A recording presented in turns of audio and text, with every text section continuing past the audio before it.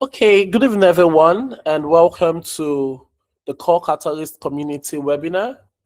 This is the first episode of our Graduate School and Global Opportunities series, and it promises to be a very insightful and practical conversation within the next few minutes.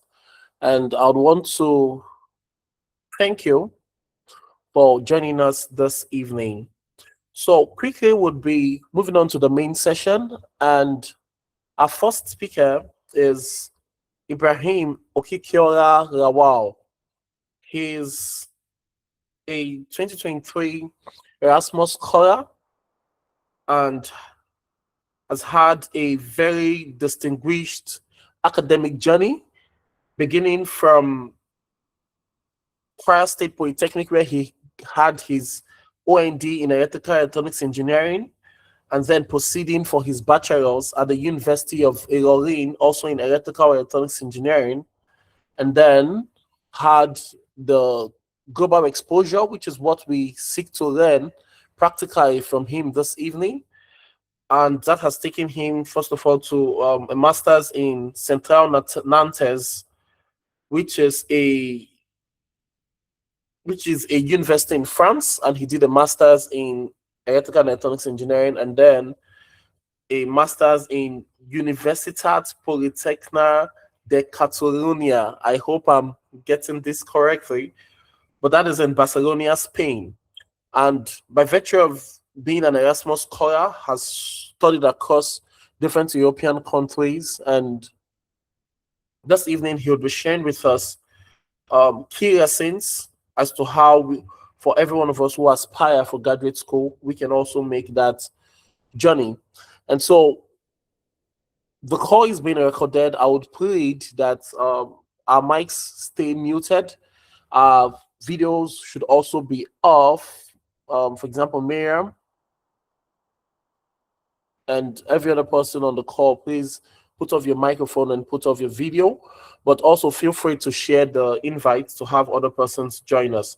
And so, with your emojis and excitement, can we please welcome and celebrate Sir Ibrahim Rawal as he's the next voice you will hear. Thank you, sir, and welcome, sir.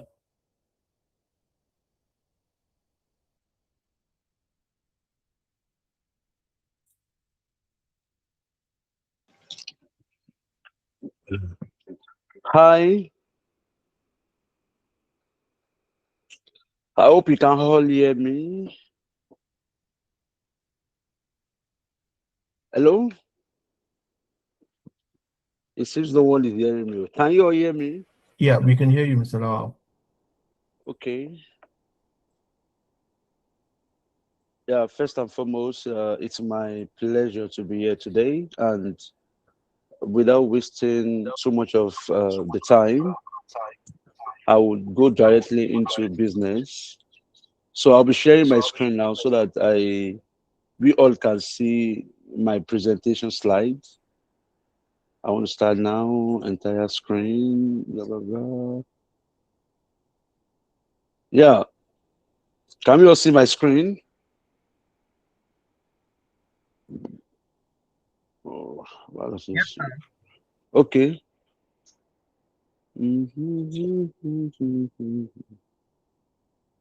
Trying to 1 minute. I want to try to present. Okay, present. So, like I said previously, my name is Lawal Ibrahim Okikiola. I don't need to do too much of introduction anymore because the moderator has actually helped in doing the presentation. So I'll just go directly into the business. So today we're going to discuss briefly about my story, my Erasmus experience. We're going to discuss about some of the documents we need to prepare, and also how can we write, how can we have an optimized CV, and how best can we write our motivation letter using the STAR approach, and also how can we stand out, or how can we apply early. By the end of this, I believe we would have probably learned one or two. So About me, like he said, I had a Bachelor of Engineering in Electrical and Electronics Engineering from University of Ilorin, where I graduated with first class. And then I proceeded to the Erasmus Mundus Masters, which has actually given me the experience, the exposure, and also it has given me the technical know-how of the engineering world. So my first semester, like I said, I went to Eco Central Nantes in France. Then, having done with I spent roughly 7 months there for a whole of semester, and I did some project. Then I proceeded to Barcelona in Universitat Politècnica de Catalunya in Barcelona. Then after that, I went to Berlin. HCW is another university in Berlin before I worked as a research assistant in a research institute in Germany. Then currently, I'm a PhD researcher at Norwegian Science and Technology University in Norway, where I'm currently working on how can we make our grid stronger. As we all know, Nigeria today, every time we have grid collapse. But my research is always on how can we make our grid stronger when we have converter dominated grid. Converter dominated grids are our solar, our wind turbine and all. So how can we make them stronger when they work together with our grid? So without boring you with too much of talk, that is just a brief about myself. So where many people are, many of us, we have finished our school, but we are unsure of what to come. We have good grades, but we have a weak documentation. We have a lot of activities, we have a lot of things going on, but we actually do not know how to go about it or how best we can start.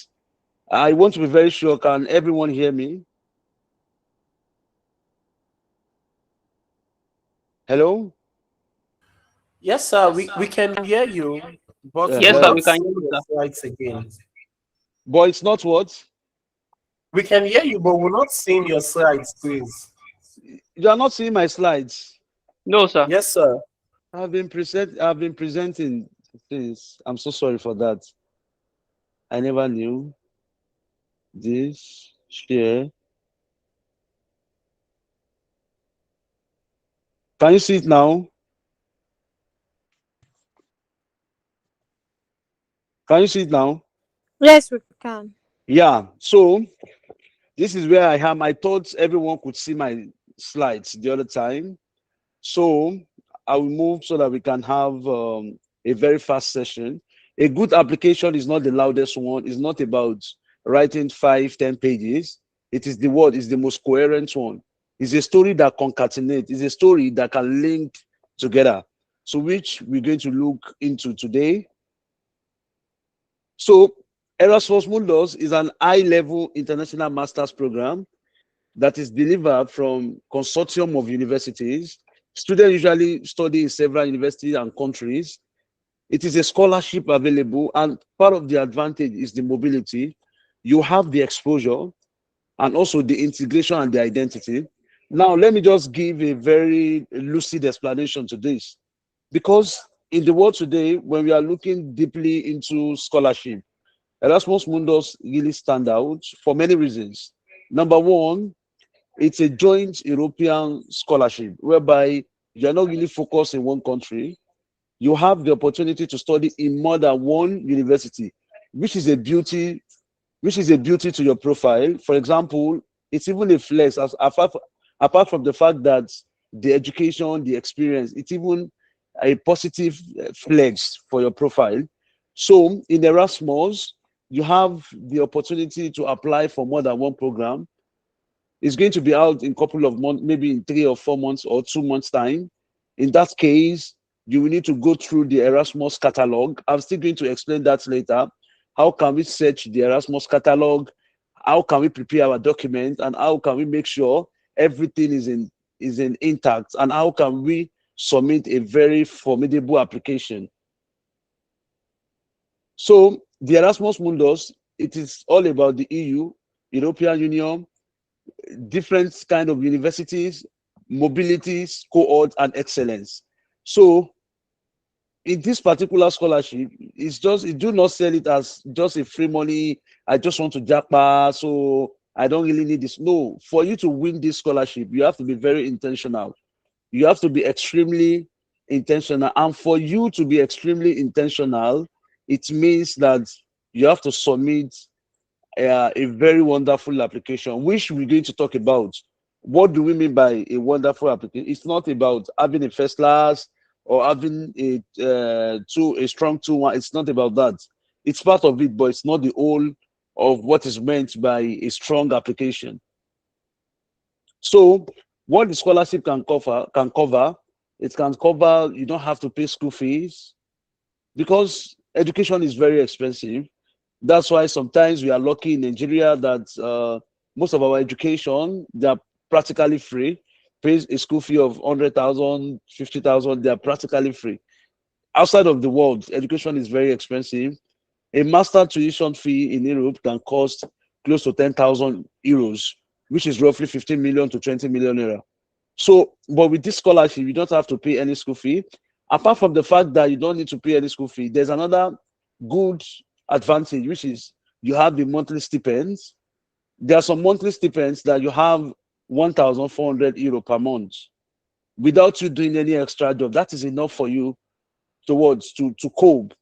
You have a good education, you have a monthly stipend for 2 years that can help you to cover your day-to-day activities. Even to, if you want to send money home, it can also cover that. Another wonderful thing is that one of the best things about Erasmus, they have partners or partnership with companies. For example, now I did the DREAM program, Dynamics of Renewable-Based Power Systems. I started my Erasmus in 2023 and I finished in 2025 before starting my current PhD. I worked for some time before starting my current PhD. One of the places I wrote my master thesis, it was a company, it's a research company in Germany. And after that, I stayed there for some months before I decided to leave. That, okay, I want to go further in my education. I want to do PhD. So that is, they have a partner or a partnership with a lot of companies in your domain, which eventually you can get an internship, you can get a job. It's an all in, all out secured opportunity. So how to select, or one of the best way to start with this, why this program? Why do I choose this program? Why me? Why now? Because this is very important. Sometimes you might finish with a first class. I studied electrical engineering. Then because I want to transition into finance, then I went directly to finance and I choose the finance Erasmus Mundus course. Okay, I want to do finance because I have a lot of my friends that transitioned into finance from engineering. It's actually good. But for you to do that, your first class alone in engineering is not enough, because this is a global opportunity and you are fighting for a position with someone in India, with someone in China, in someone with Pakistan, in someone in India, a population of 1 billion people. A lot of them can apply. Although there's a program quota that, okay, in Nigeria, you cannot have more than 3 or 4 Nigerians in one program. You cannot have more than, there are some laws like that, but still, it's a global opportunity. So how do you know what fits your status or your profile? One of the best things is there must be, your undergraduate must be a prerequisite to that particular program you're applying for. And if you want to apply for something very different from your field, you must have done some courses. Maybe you took a professional course. For example, now I have maybe I have done, what is it called? Maybe I did it to a professional level, or I can use that with my engineering. I can use it to apply for maybe a finance program, which is going to add value to my profile. But in a situation whereby I had a good profile, but if you are applying to the wrong program, no matter how much you apply, you might not get the right response because you are not doing the right thing. So one of the key things is that we should do the right thing. And to do the right thing, we need to go through, a lot of us, is just like when we want to install softwares. and the terms and conditions. You just can't read. You don't really go through it. You just can't read and press I agree, I agree, I agree. Then you send go. A lot of us, when we see something that is very lengthy, we usually have that. We don't have that patience. We don't have that ample of patience to go through it. Please don't do like that. Later, I'm going to show you the catalog, and we can see how you can check the catalog. I'm going to do it before the end of this session. I'm going to do that so that when you see the catalog, I will show how you can easily navigate the catalog. So you need to sit down, read, look at what they want. And even if you want to write your motivation letter, you write your motivation letter based on the mission and vision of that program, based on the courses you are going to do. You look at the courses you are going to do in that master's, then you look at how relevant it is to your undergraduate course. Then you write your motivation letter in order to concatenate, in order to link your undergraduate with that master's, so that they can see that, okay, what you did in undergraduate is in tandem with these master courses, and you'll be a standout candidate for that position.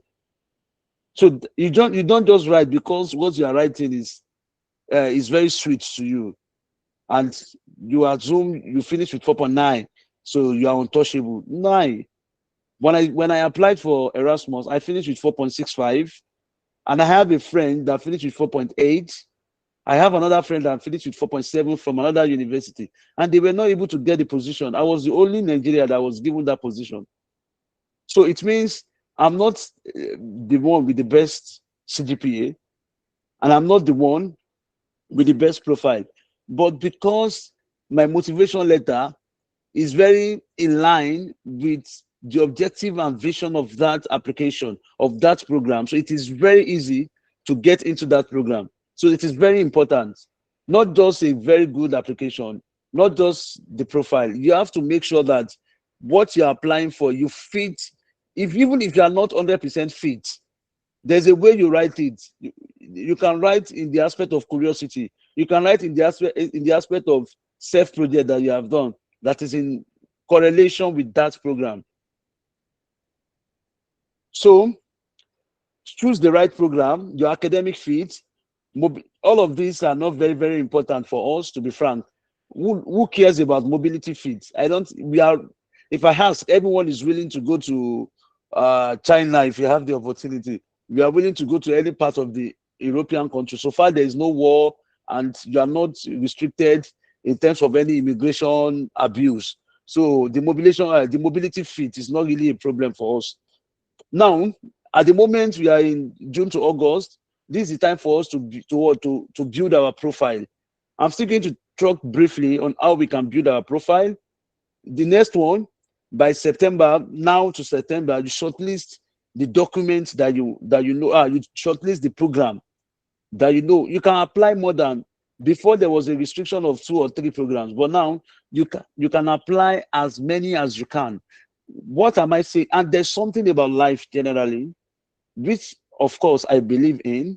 When you increase your surface area, you increase the chances of your success. It means when you do one thing, you are limiting the chances of your success, and the possibility or the probability of succeeding might be very low.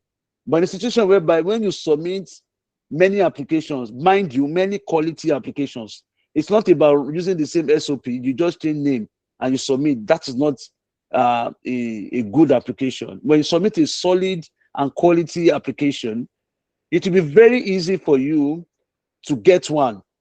In fact, you may not even get the one you are very confident in. It was the one you put least expectation in. That is exactly the one you might get. So you increase your surface area.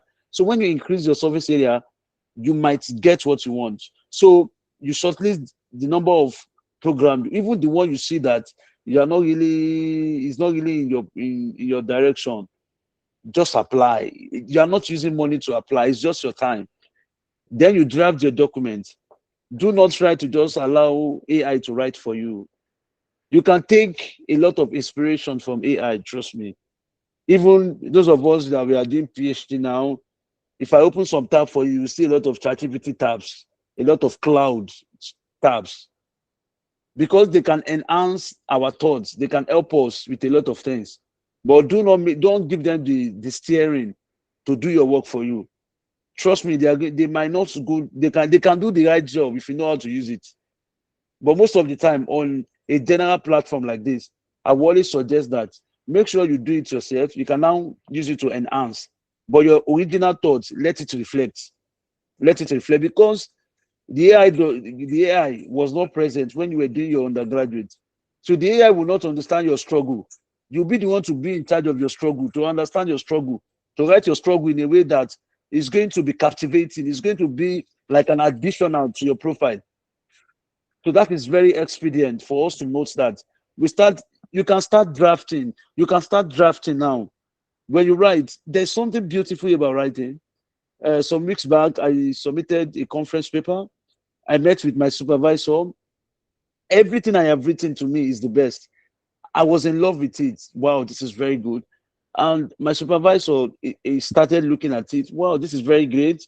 Then, because it is their culture to always appreciate things, they don't like to make people sad. Then, when we started the review, then he was able to bring a lot of things I never imagined. Or it's not that maybe I never imagined them, but it has never crossed my mind that this is not the right way to write it.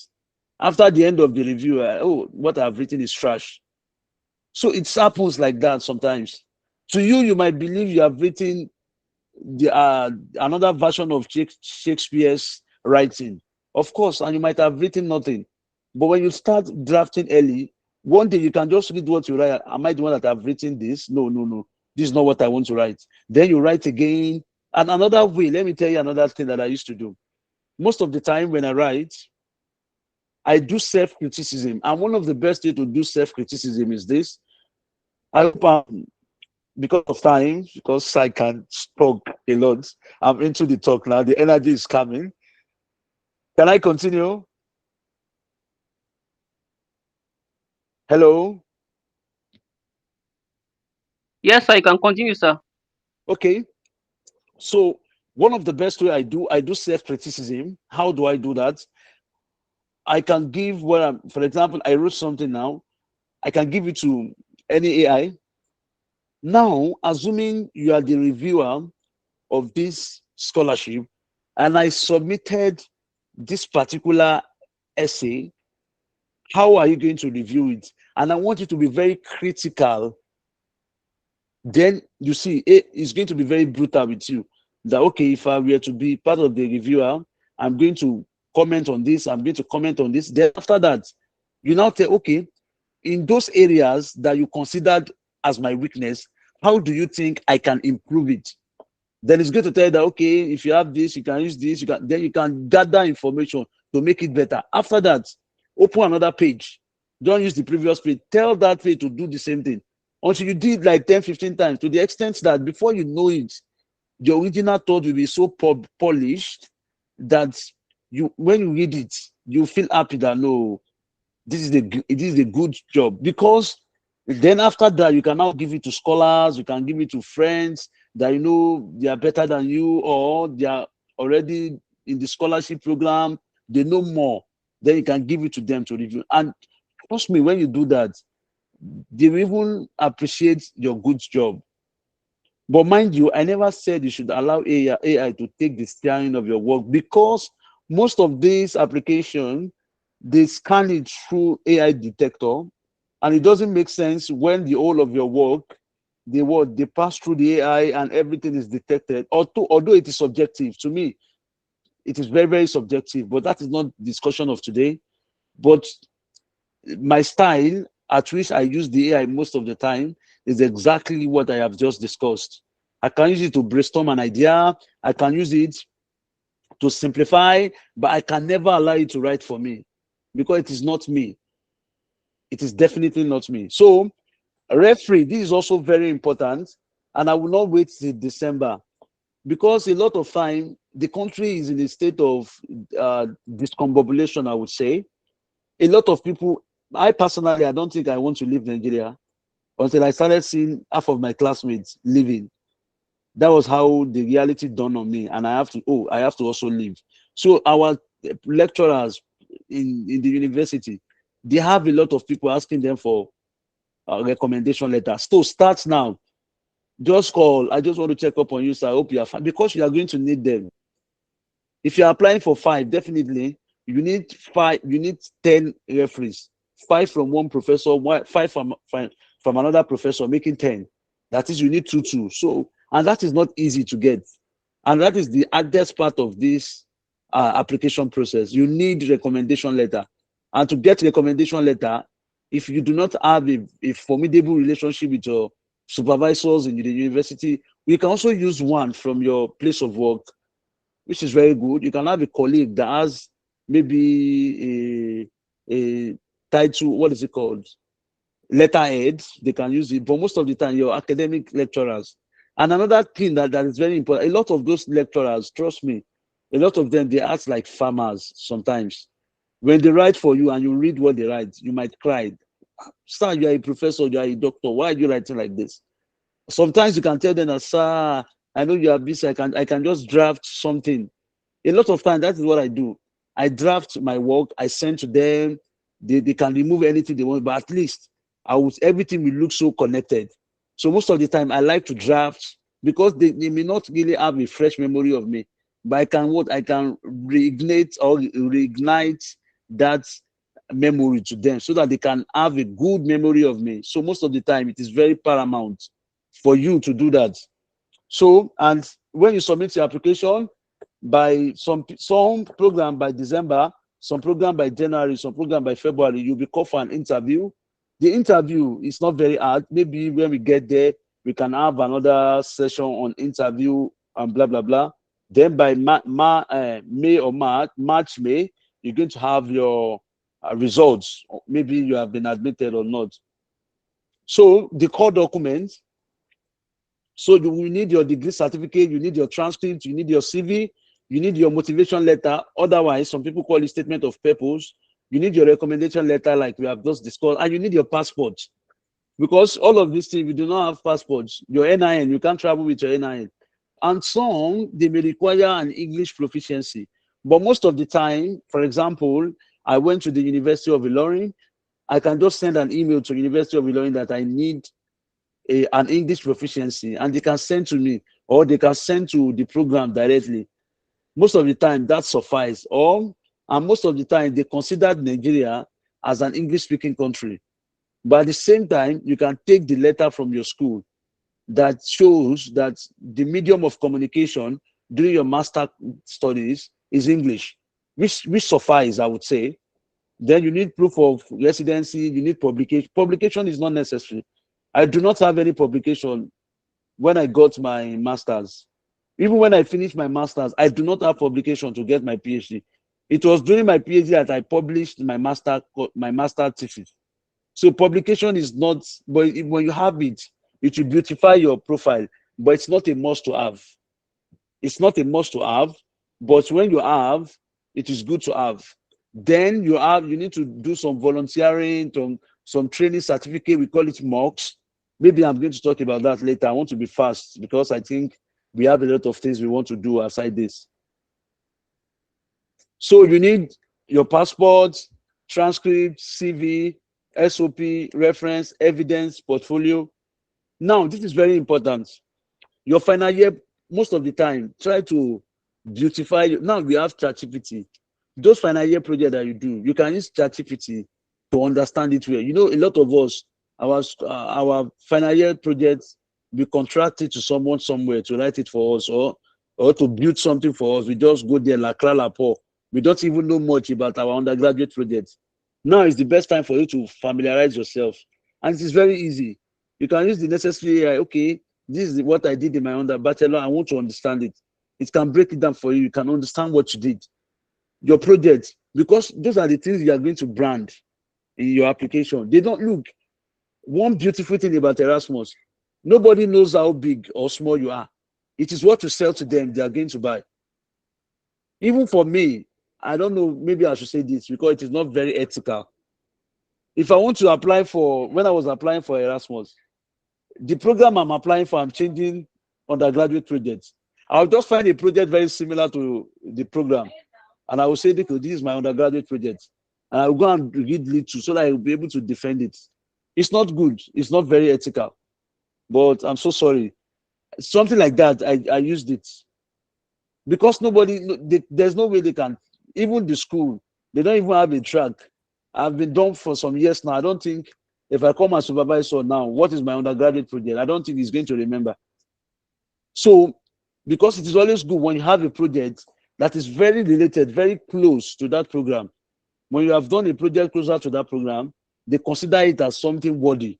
And also, your internship, all those internship, package it. What you need is package. You don't have to say, okay, your internship, you did it in a place that it is only you and your boss. There's no one. No, you can just package it. Remember, the way you call yourself is exactly the way they are going to treat you. And that is exactly what Erasmus is all about. If you do not package yourself, trust me, people will not give you the respect that you deserve. Then your leadership, all those leadership, maybe even Christian, blah, blah, blah, Muslim Student Society of Nigeria, all those things, those little, put it. Like I said, it is what you call yourself that they are going to call you. If you package yourself, nobody is going to question you. And also your training. Another good thing that I do, I can show you do I have that CV now? But I can show you something. In my CV, I make sure that all the certificate that I have, be it maybe professional certificate, I put all of them in a link. Then I attach the link to my CV so that if they click on that link, it will take them and they can see all my certificates. They can even see my transcripts. I made it sure so that because that will give them the confidence that, okay, this person knows what he's doing. Also, another thing that I did, because I'm in engineering, we do a lot of projects. I put some of my projects in, what is it called? GitHub. It's very easy. Even if you're a writer, you can put some of your things you have written in GitHub. I attach the link of my GitHub. I attach it to my CV on that project. So when they click on that project, they can go to my GitHub and see what I am doing. That will give them a confidence that this person knows what he or she is doing. So what to send to your referee? This is not very important, but you can send your CV. But when you know you change a lot of things to package your CV, you don't need to send that. You can have another alternative CV, maybe just one surface CV. Because sometimes most of those lecturers, they have hundreds of students, they may not know you, but you can just send your CV so that they can know you a bit. But if you know you package your CV beyond doubt, with a lot of doubts, and you know this person, if he sees this CV, you know that you have actually adulterated a lot of things here. You can have another CV. Maybe they want to know you better to send to your professors that want to give you referee. So, okay, this is very important. I think before I move forward, sorry, what is a strong referee? A strong referee is the professor must not really your professor, your lecturer. He doesn't need anything to say, okay, in the class, you are always keeping quiet. You don't disturb the class. You are not applying for a primary school position. It has to reflect your academic capability. It has to research your research ability. Is very important because abroad, one of the most important things is your research prowess. You might be academically intelligent, but you will not be too smart for lab. So they need someone that has research capability, especially your supervisor. You can do your undergraduate research. You do this work and you did a particular work, which is very important, and you achieve a 47% success. And the previous experiment they did in that lab, which achieved 10% success, and they were very fascinated, and they can, just a way to watch. You have to polish everything. So also your communication maturity. The person has to write in such a way that the person knows who you are. He's writing from the angle of maturity, that okay, this person, I know this person, he has been my student for 5 years, he has been my student for 4 years, so I can say a lot of things about that person. So it must be those things that are technically accurate and not just an informal chatting. It's not an informal chatting. The confidence that you can complete, confidence that you can complete your intensive master's degree. So it's very important. A weak CV, I attended, I was hardworking, I did no, that's not how a strong CV will look like. A strong CV will look like what you have achieved, where you achieved it, maybe during your undergraduate, during how it connects to the program, what evidence can be verified. In the aspect of what evidence can be verified is an example of what I told you. You can have a link. Maybe if I can see any of my CV within me, I can just open and you can see what I'm talking about. So, CV bullet, I was involved in final year research on renewable energy. I serve as a class representative. I interned at a company. All those things, they are very basic. So you have to write it like a LinkedIn format, the way we lie on LinkedIn. Conducted a final year study on solar inverter performance using literature review, data analysis, and technical reports. We can see that after, compared to before, we can see the after makes a lot of sense. I served as a class representative. Look at it. Coordinated lecturer student communication for an 80+ students, improving deadline awareness and feedback flow. I interned at a company, but look at the way it was written. Supported engineering operation through technical logs, feed measurement, and supervisor reports. Now we can see that one is passive, one is active. So you don't need a passive voice, you need an active voice. You have to watch, you have to write it in such a way that anyone that is reading it is going to see that level of intentionality, the level of maturity and technicality rigor. So a strong application is what? Academic readiness, relevant evidence, clear direction, and human maturity. I have explained all of this. In your academic, your CGPA is very important. I have seen a 2-2 winning Erasmus. I have seen a 2-1 winning Erasmus. I have seen a first class winning Erasmus. I have seen a situation whereby a first class has been applying for 5 years without getting it. I have seen a situation whereby 2-1 is applying without getting it. I have seen a situation whereby 2-2 is applying without getting it. But nobody is going to tell you the main challenges, why they are not getting it. And sometimes people will tell their success story. A 2-2 that got Erasmus do not get Erasmus with just 2-2. He would have complemented his profile with something else. Maybe he did a master's program or he did some advanced studies. But to make his story sweet, he will just tell you that he got an Erasmus with 2-2. So if your profile is not very strong, you can go to Coursera. You can take a lot of courses for free. Take courses that can help your profile. This is not for only Erasmus. It can be for that. It can be for MasterCard. It can be for a lot of scholarship. When you take mock will mature your technicality and also mature your profile. So you can take mock. Mock is just like an online courses. That is the meaning of mock. It can be on Udemy, it can be on Coursera. Just have it and you can have the certificate. You can join the certificate to your CV. They are going to come in handy. They are going to help your application. Your project, like I said, your final year project, package it, learn it, understand it a bit. Because sometimes during the interview, a lot of people fuck up. When they ask them that, so in your master thesis, in your in your bachelor, you said you did so thing. Can you just walk us through in 2 minutes? Then in 2 minutes, you cannot explain what you did. Then you have done nothing. Then everything you have done is fake and they are not real.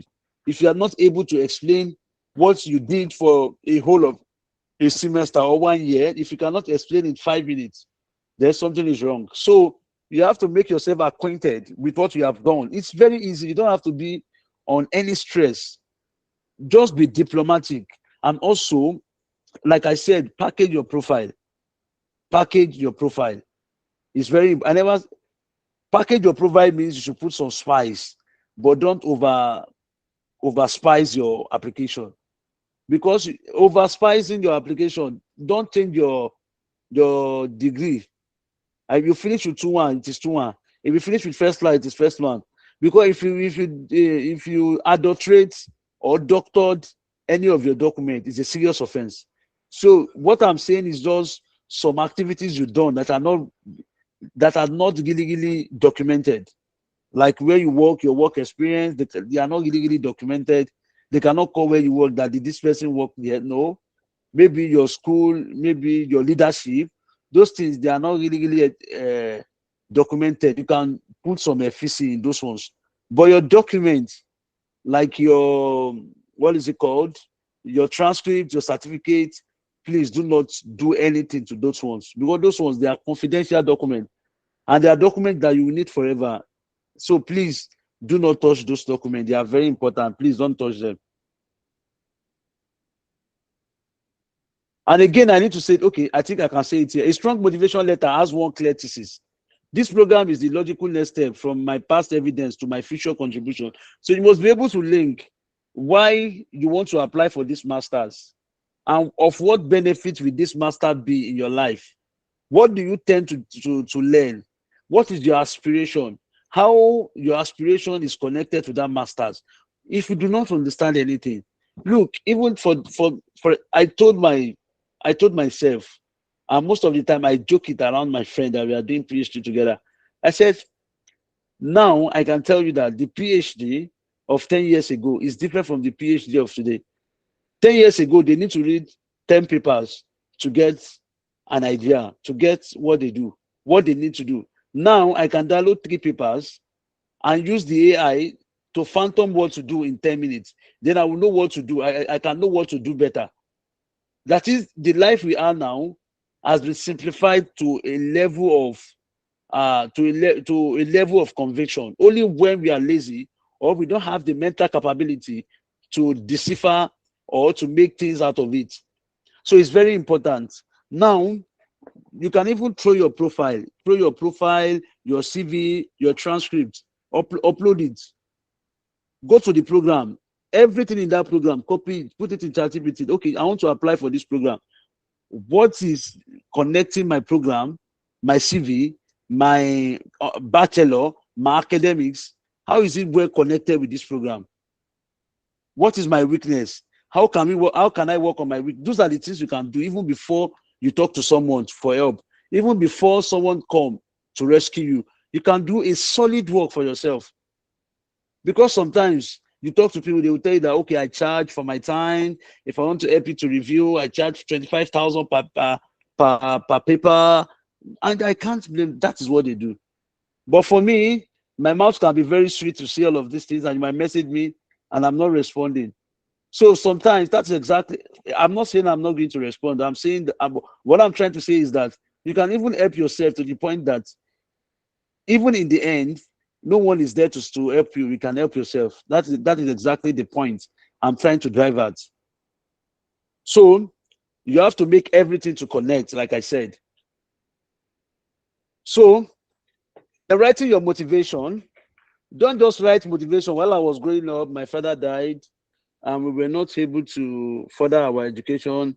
I have to do 10 jobs in order to save money. And when I saved money, I went to the university. In the university, I was used to drinking Gary, but because I have the passion to be successful in life, that was why I didn't drop out. And those things are good for Nollywood or Netflix documentary. Yes, they want to hear an impactful story. But if your story cannot be linked to success, don't say it. While growing up, I have seen many businesses closing. I have seen people dying in the hospital as a result of lack of electricity. I lose my father as a result of a power failure during a surgery operation. And that was the reason why I studied electrical engineering. Now you can see that I use a problem statement to bring out a passion. And my passion is to provide a lasting solution to the epileptic power supply in Nigeria. Nigeria is currently supplying 5,000 megawatts for over 2 million citizens, which is largely insufficient. And I believe that renewable energy can be an alternative measure to curb the incessant power insufficient in Nigeria. Now look at it. I have turned a challenge, a problem to my passion. Not only that I turn it to my passion, then I'm stating what I wish to do, an alternative, so that the next generation or the coming or the present generation will not suffer the same fate like me. Now that is a problem. You bring out, and that is exactly what star approach is. You look at the situation, you bring out the situation. The situation might be emotional, but don't just allow it to be emotional. You understand me? Then you look at what did you do differently. So what did the situation bring out of you? And how do you think the situation is mapping your future? And what do you want to contribute to in order to mitigate the effect? If you are not able to eliminate the problem, then what are you doing to mitigate that problem? Those are the things we want to see in motivational letter, not just a story of Tom and Jerry. It's not an emotional blackmailing. It's something that tells your story. It's something. Now, when you go to the catalog, when you go to the catalog, you have already seen how your undergraduate relates to the masters. Then you write your motivation letter around it. And most of the time, always put this. I got a lot of people, they don't use first class. In Europe, when you say you finish with first class, they may be looking at you that what is the meaning of first class? Those terms are not very, you can put first class, always put it, it's very important. But one thing that is very important than first class, always put the percentage. I finish around the top 2% of my class. And most of the time, even when you finish with 2-1, always put top 5% of your class. Top 5% is good. It will put you in the word, it will cut the attention. Okay, wow, you are top 5% of your class. That is good.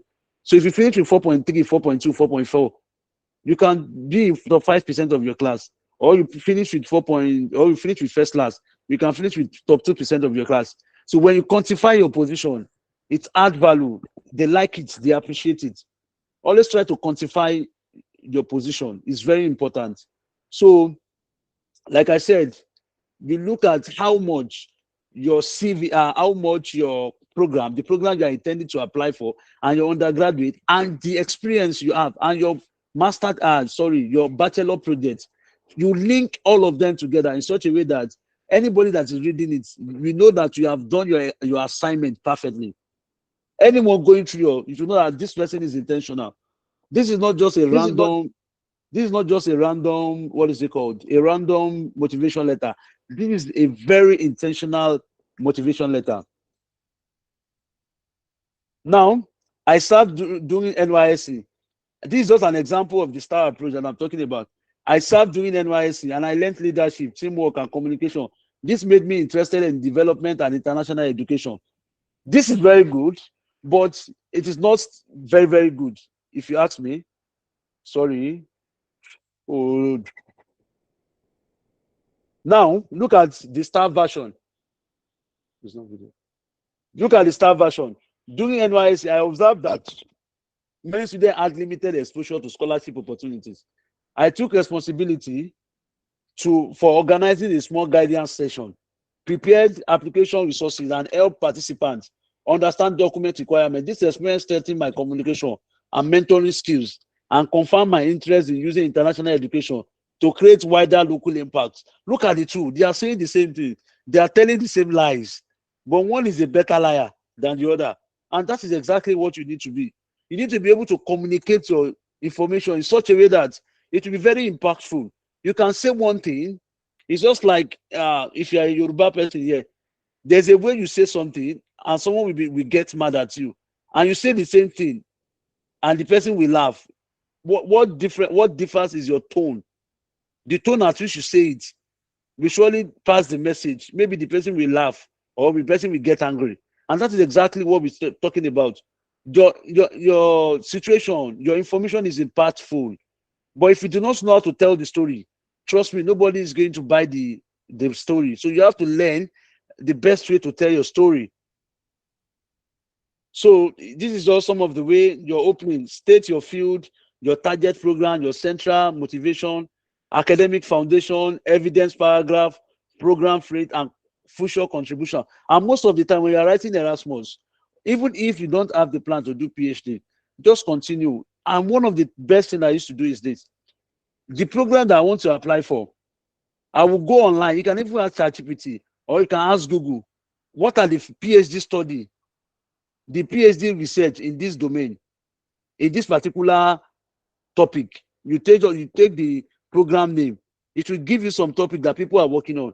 Then in my application, I just wrote it there. So after the completion of my master courses, I am willing to continue to go further to the PhD level in any of the Erasmus Mundus consortium universities.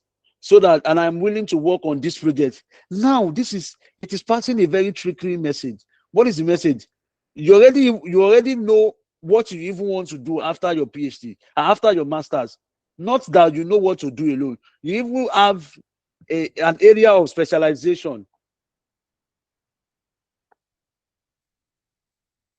Can you all hear me? Yes, sir. Yeah. Oh, my time is up. Or should I continue? Continue, sir. Okay. Yes, So, sir. We can hear you very well. Why I was trying to get your attention is yes, because of the time. So you can just from okay, what I I'm can see, this is okay. I can't see the page again. So okay. we're Can you looking see it forward now? to maybe in the next 5-6 minutes, right?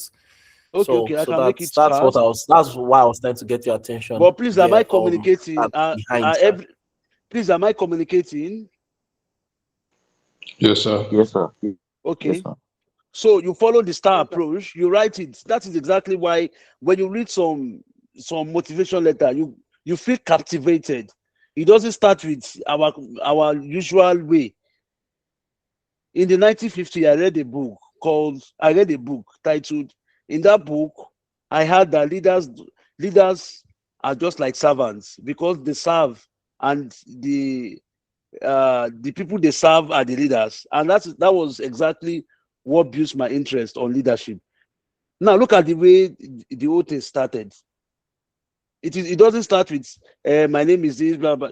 Sometimes you can just bring a quote from a book, put it in the middle of what you're writing, and try to link that quote to what you're writing. So it's just like you are introducing flavor into what you are writing, and it is very important.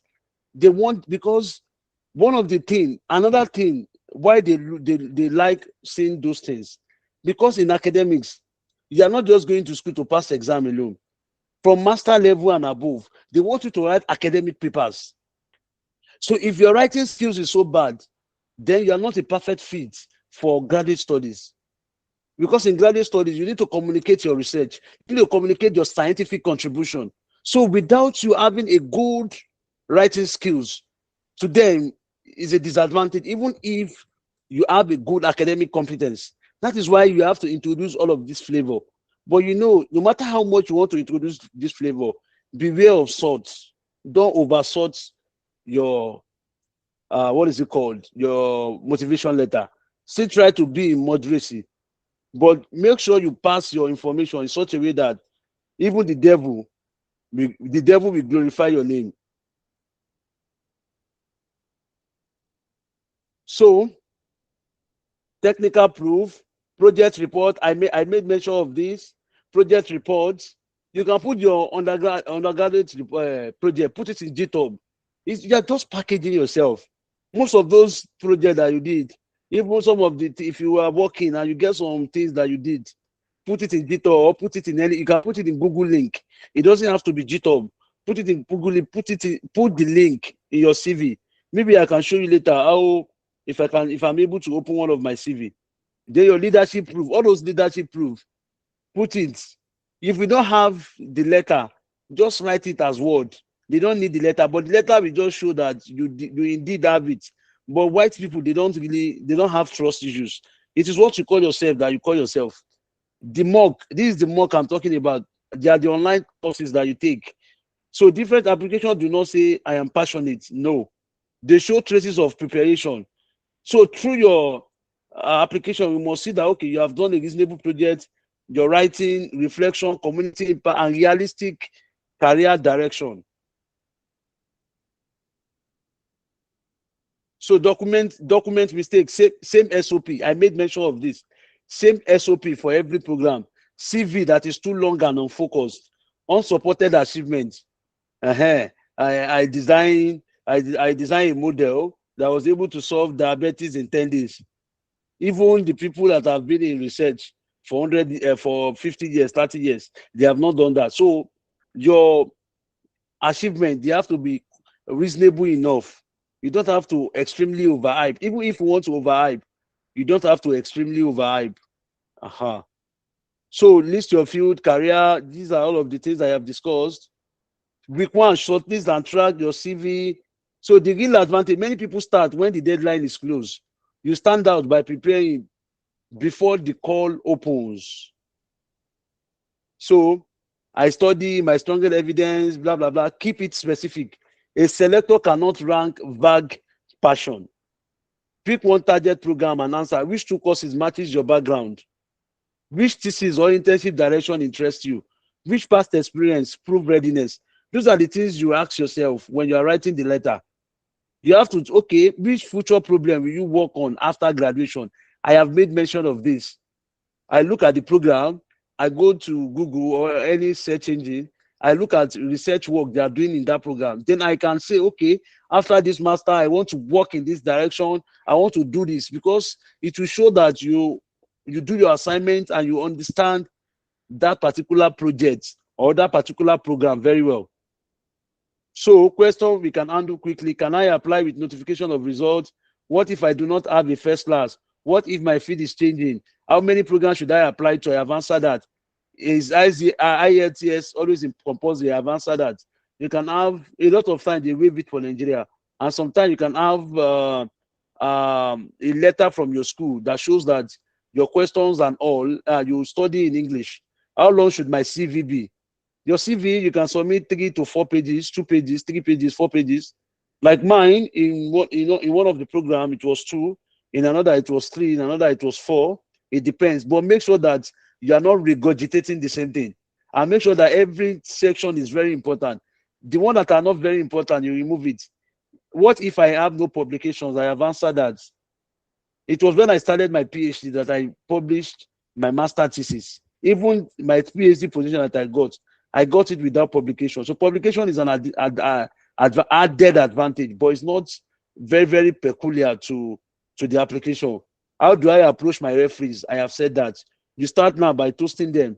You send them recharge card. You make them you make them feel so special. This is the best time to make them feel special. How do I recover rejection? If you want to stay in academics, you need to have a thick skin, because rejection is going to come. You do not need a perfect story. You need a coherent one. I have said this. So build evidence, choose fit, write clearly, try again if rejected. So official Erasmus link, blah, blah, blah. So let me see. Maybe I can see any of my CV. Then I can show you what I'm trying to talk about. Lawal CV. Can I see anyone? Oh, Lawal Ibrahim CV. Because this laptop is not mine, it's my work laptop. So if it is my, okay, I can show you one. But this is not for Erasmus, actually. This was when I was applying for a job. Can we all see? Can we all see? Yes, sir. Yes, sir. Okay. So what I did here is that I created a link. I think I might not be able to click it here. Now, my master's, I'm currently doing my PhD, you can see, at Norwegian University of Science and Technology. But during my master's, this was my transcript. Like now, if you click on this transcript now, it will link. You can see my transcript. It will take you to one of my transcripts. This is not even updated. If you click on this, it's going to take you to transcripts. If you click on this, it's going to take you to transcripts. You can see. So I can pass my So they will have more than enough information about me even before they saw me. So like this one now, one of the projects that I worked in is this. If I click on this, it will take me there. You can see my GitHub. So these are some of the projects that I work on. I work on PV, blah, blah, blah. If I click on another one, all of this link. So this is another project, modular model, blah, blah, blah, blah. You can see, and all of these things, they are not hard to do. Even if you want to learn, I can just give a brief guide, maybe some other time. They are not really hard. They are very easy to do. So you can add all of these things. So in this case, now, even before they know you, before they meet you, they would have actually know a lot of things about you. If because I cannot open my academic CV, if I open my academic, it is 4 pages, and I have a lot of links. Everything is well documented with links, and it helped me when I was applying for positions. I was able to get a lot of interview because my CV showed me before my physical appearance, and that is exactly what I want us to do. You sell yourself even before your physical appearance. So, and sorry for the last time, if you can just press Erasmus catalog. If you spell Erasmus, so just click on the first one. So with this, you can search for the kind of course that you want. If you can still see my screen, you just come to this part. Home opportunity, students.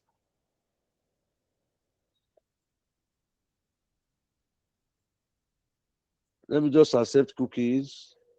So this is the program guide. You can go to program guide to see a lot of the program that they have. You can download the program. You can check it one after the other. Just click Erasmus program or Erasmus catalog on Google. It's going to take you there. And one thing again that I want to do, there's something I want to do here. Opportunities, no, about Erasmus. Okay, 1 minute. Erasmus catalog.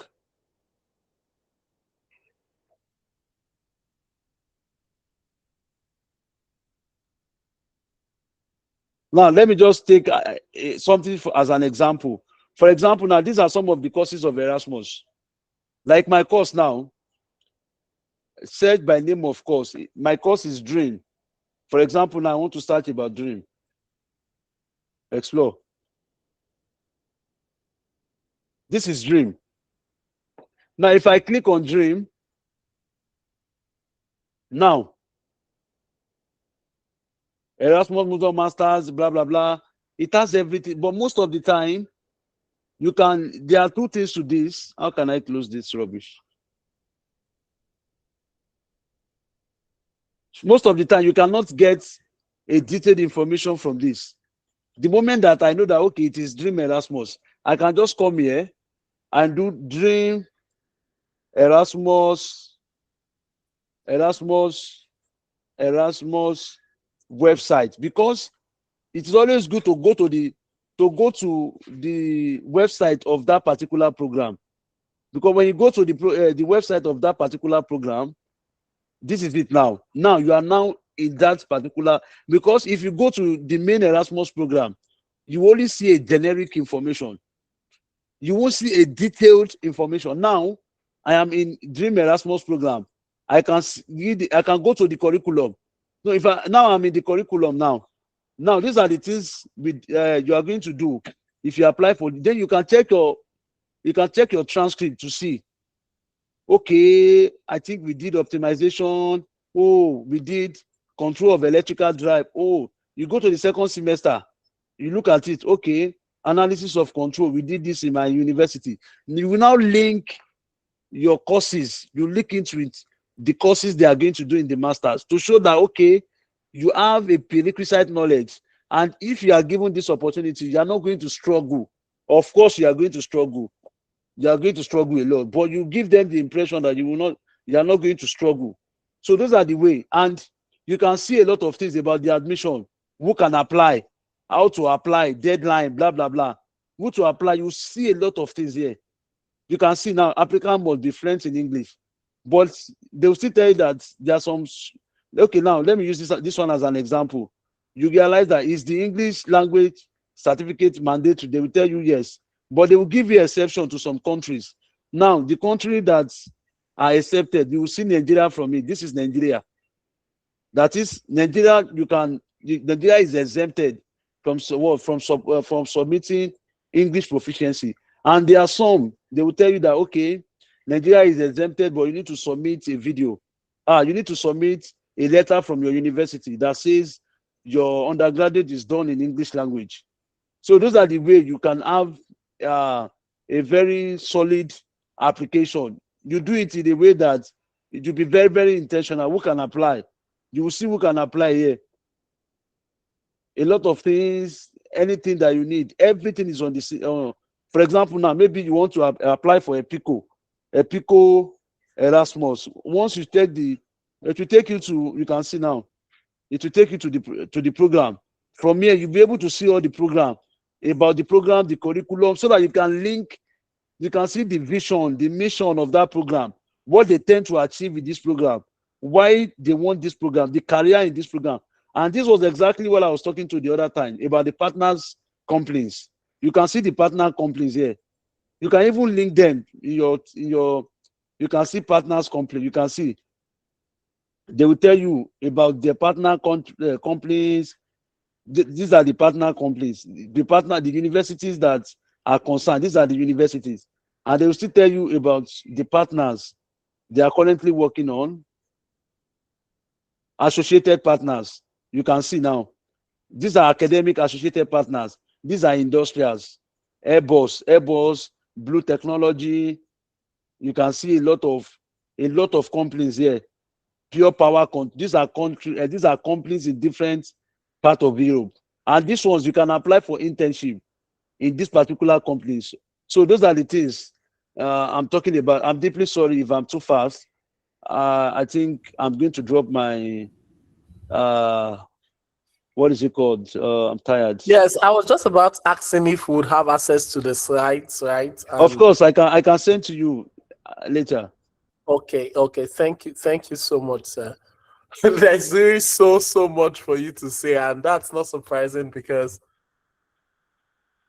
you're speaking out of the wealth of experience. Can we please celebrate Sir Ibrahim? Thank you so much, sir. You're welcome.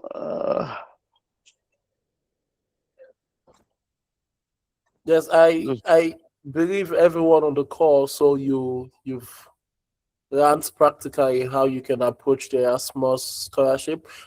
Please, if you have questions, right, I'd want you to type in the chat box, right? So I'd want to introduce our.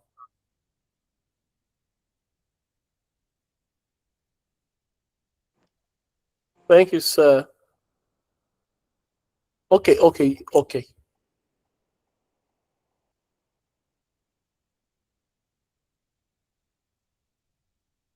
Yes, please, let's keep the appreciation. Also use the chat box, type thank you, and definitely would have an opportunity for you to ask questions.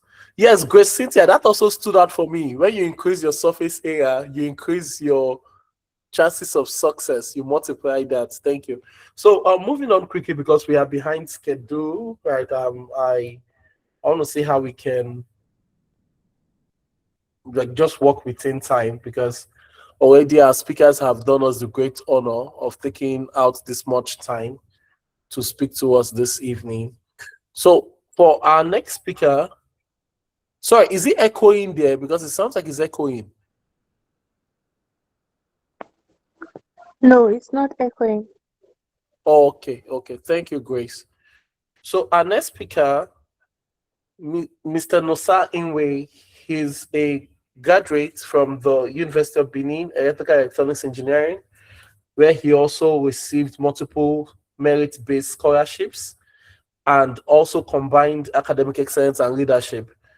He's currently studying intelligent photonics for security and reliability across France and Finland as an Erasmus scholar, and with academic mobility across University John Monnet, the University of Eastern Finland, and University Paris Crystal. So I hope I'm not murdering the names of those universities.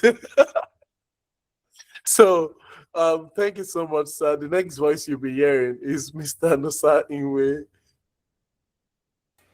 Okay, good evening, everyone. I hope you can hear me. Just Yes, confirm. let's celebrate him with our emojis, and please ensure you are taking notes. And if you also have questions, would have the opportunity for you to share to ask in a few minutes. Thank you, sir. Okay, first and foremost, thank you very much, Caleb, for having this session.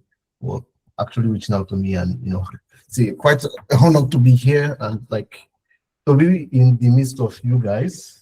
I hope you guys are taking notes, and you have learned. Personally, I've taken notes. I was just talking to Caleb that I did not know my mom would be here. Mr. Lawal, good evening. Thank you very much for that session.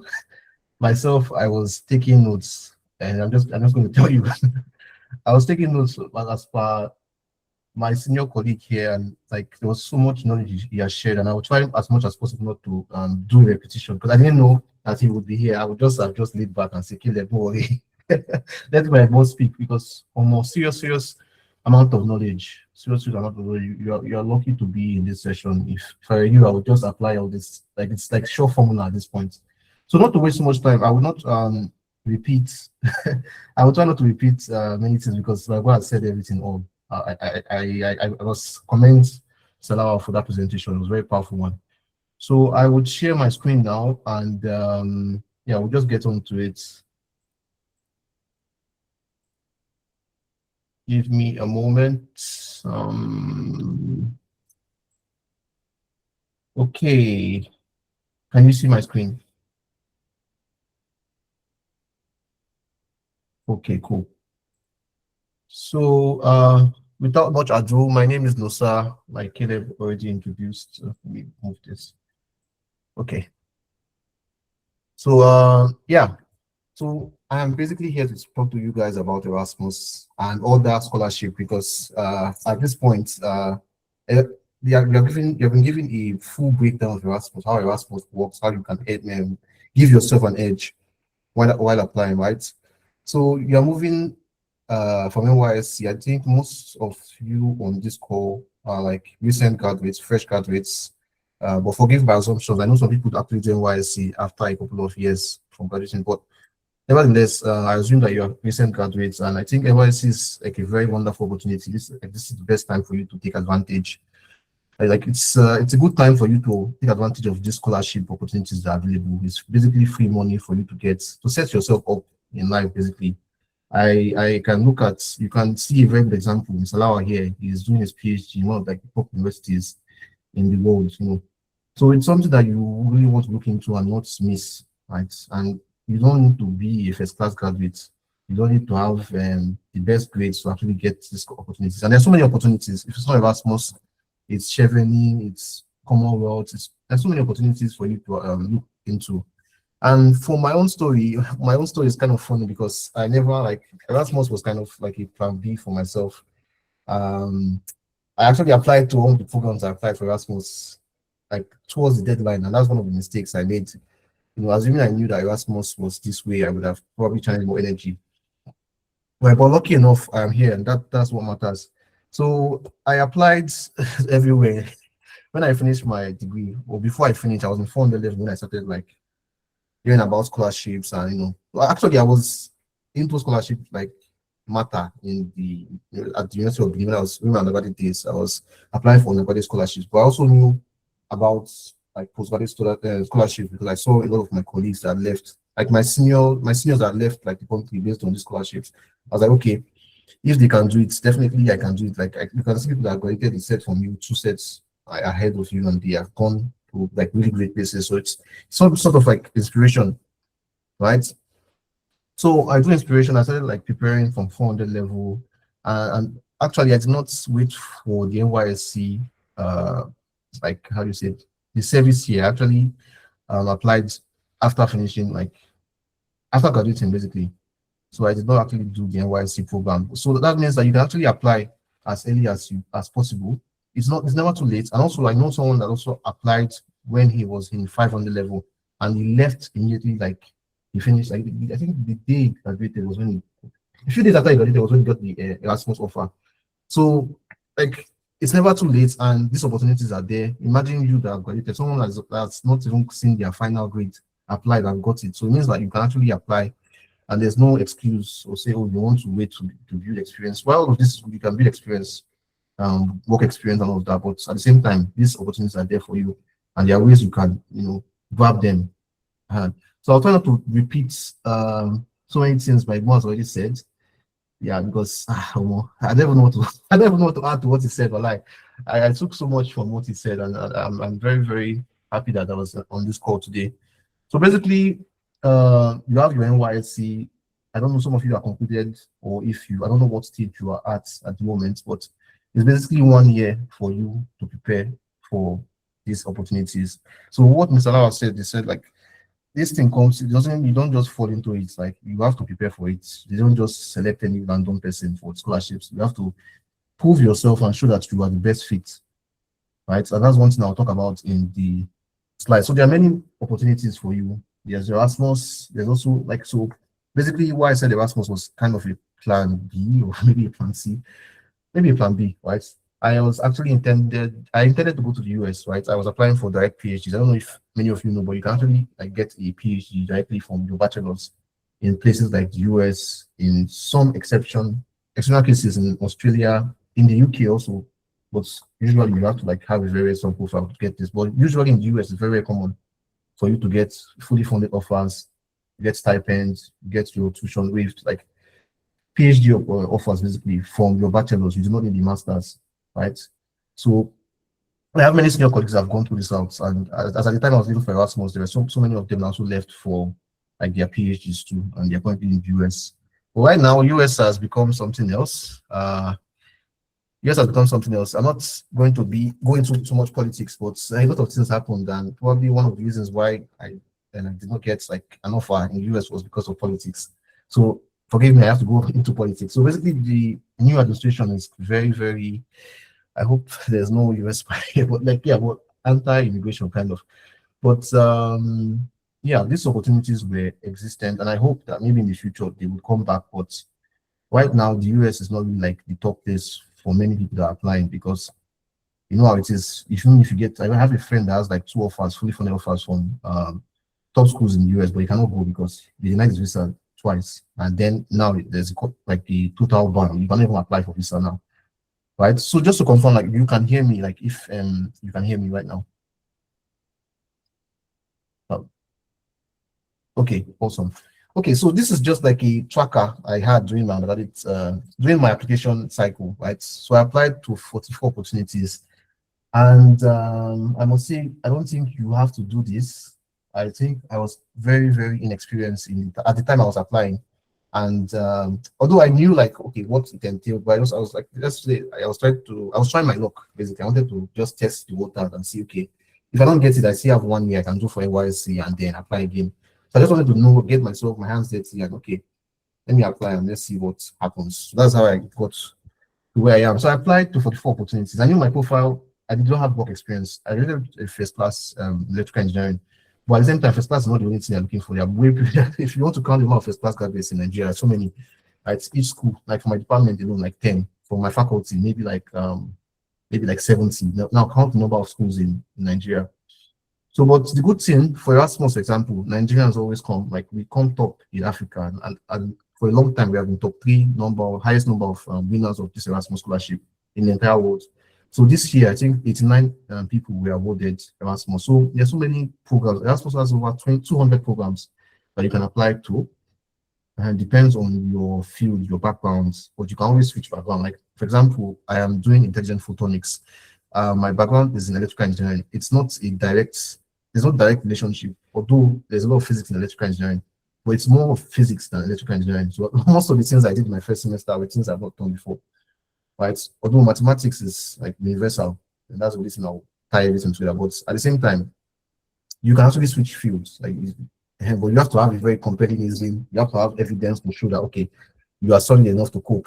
And believe me, graduate school is not something that you come to play. I think Mr. Lawal said he said surviving. I think it's very, very important that you know that like maybe some people believe that school abroad is easy. That is usually not the case. It actually requires a lot of work for you, from you. And these days you have AI now, so it's a little bit easier. But I mean, it's still not like a walk in the park. Like it's very, very difficult, especially if you are going for Erasmus. Erasmus is very intensive. You're going to 3 universities, or yeah, 3 universities. So you're going to like be doing a lot of coursework. It's very, very strenuous. You can ask any Erasmus school. I don't know about other master's program, but Erasmus is very, very tough. And if you go to France, I think the first school for doing program was in Nantes. So France has a very rigid and rigorous academic system. So you have to also be prepared for this journey that you're going to embark on. It's not just the school work; it's also immigration, like moving from your country and living in a new place, cultural shocks. So there's so many things that you experience while you're doing this postgraduate. So it's not just something that you just apply because you feel like you have to want it, right? So that's the only way you can even win it. If you don't want it, you cannot just be lucky and just fall into a scholarship. So I applied for so many programs and I was rejected from many. But at the same time, even with my profile, I was able to get like a lot of master's scholarship in the US. I think about 14, but none of them was fully funded, sadly. And I'm very sure that if it was not the time I was applying, I probably would have landed something. Yeah, but there's no regrets in it. Like it's just things change. So sometimes things don't go as we plan. So I applied to Erasmus in like in like 9 minutes. I was just applying. I applied to 10 programs in total. And why I was able to do this was because I have like a very flexible profile. Yeah, you should have a focus. I'm going to repeat that from what the previous speaker said, that you should be specific on what you want. And some of the all the approaches or all the tricks that he mentioned is some of this I how do you say, I applied them. So basically you're going to the website to check what the program requires and then fixing your profile. So one thing I will emphasize on the most is fit. If there's anything that you want to take away from my own talk, is fit. If you do not fit for a program, they will not select you for any reason. Like you have to show fit, you have to have focus, you have to show consistency with your background, with what the goals of the program is and what you plan to do after the program, because it's an investment. The European Union is not giving you free cash to come and just do your master's. No, they have a reason. Each program has a specific goal they're trying to goal they're trying to meet or problem trying to solve. For example, let's say dream is renewable energy. For me, my own program is like photonics for reliability, sustainability, and safety. So I was interested in cybersecurity. You can see the first program on my list was cybersecurity. So I have a background in electrical engineering, but I was also interested in cybersecurity. I'm CompTIA certified. I don't know if you know CompTIA. It's like a worldwide body that certifies cybersecurity experts. So I had like this dual interest. I wanted to do cybersecurity. I wanted to do computer engineering. I wanted to do electrical engineering. So that's one of the pros of electrical engineering. It's kind of flexible. So I was able to tailor my experiences and everything to suit these programs. But yeah, I ended up in my current program, Intelligent Photonics.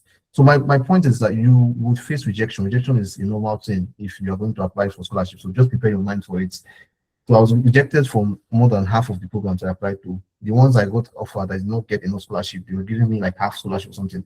It was too expensive at the time for me. So I took Erasmus instead. So yeah, next slide. Okay, so opportunities for you are well, rather, why should you be looking to do your graduate studies? I know if you join JMUs, you're already made up your mind, kind of. Let's say you're taking the first step to, okay, you want to do postgraduate studies, you want to do a master, you want to do a PhD. But certain things that some people just want to do because their friends are doing it, right? But you should know what you stand to gain when you go to this route. There's a popular professor in my school, Professor Andrew. I was one of his mentees, right? So he would say that there are 3 pathways after you graduate from school. It's either you go into corporate employment, you go into business entrepreneurship, or you go for a further degree like postgraduate studies. For me, I was pursuing all 3. So while I was in school, I was running a business, right? I freelance. I was throughout my stay at University of Ghana, I was a freelancer. I was doing many side hustles. I've done graphic design, 3D modeling, website design, so many things you can mention. I've done it. I've done most of them because I was trying to pursue my survive at the university, right?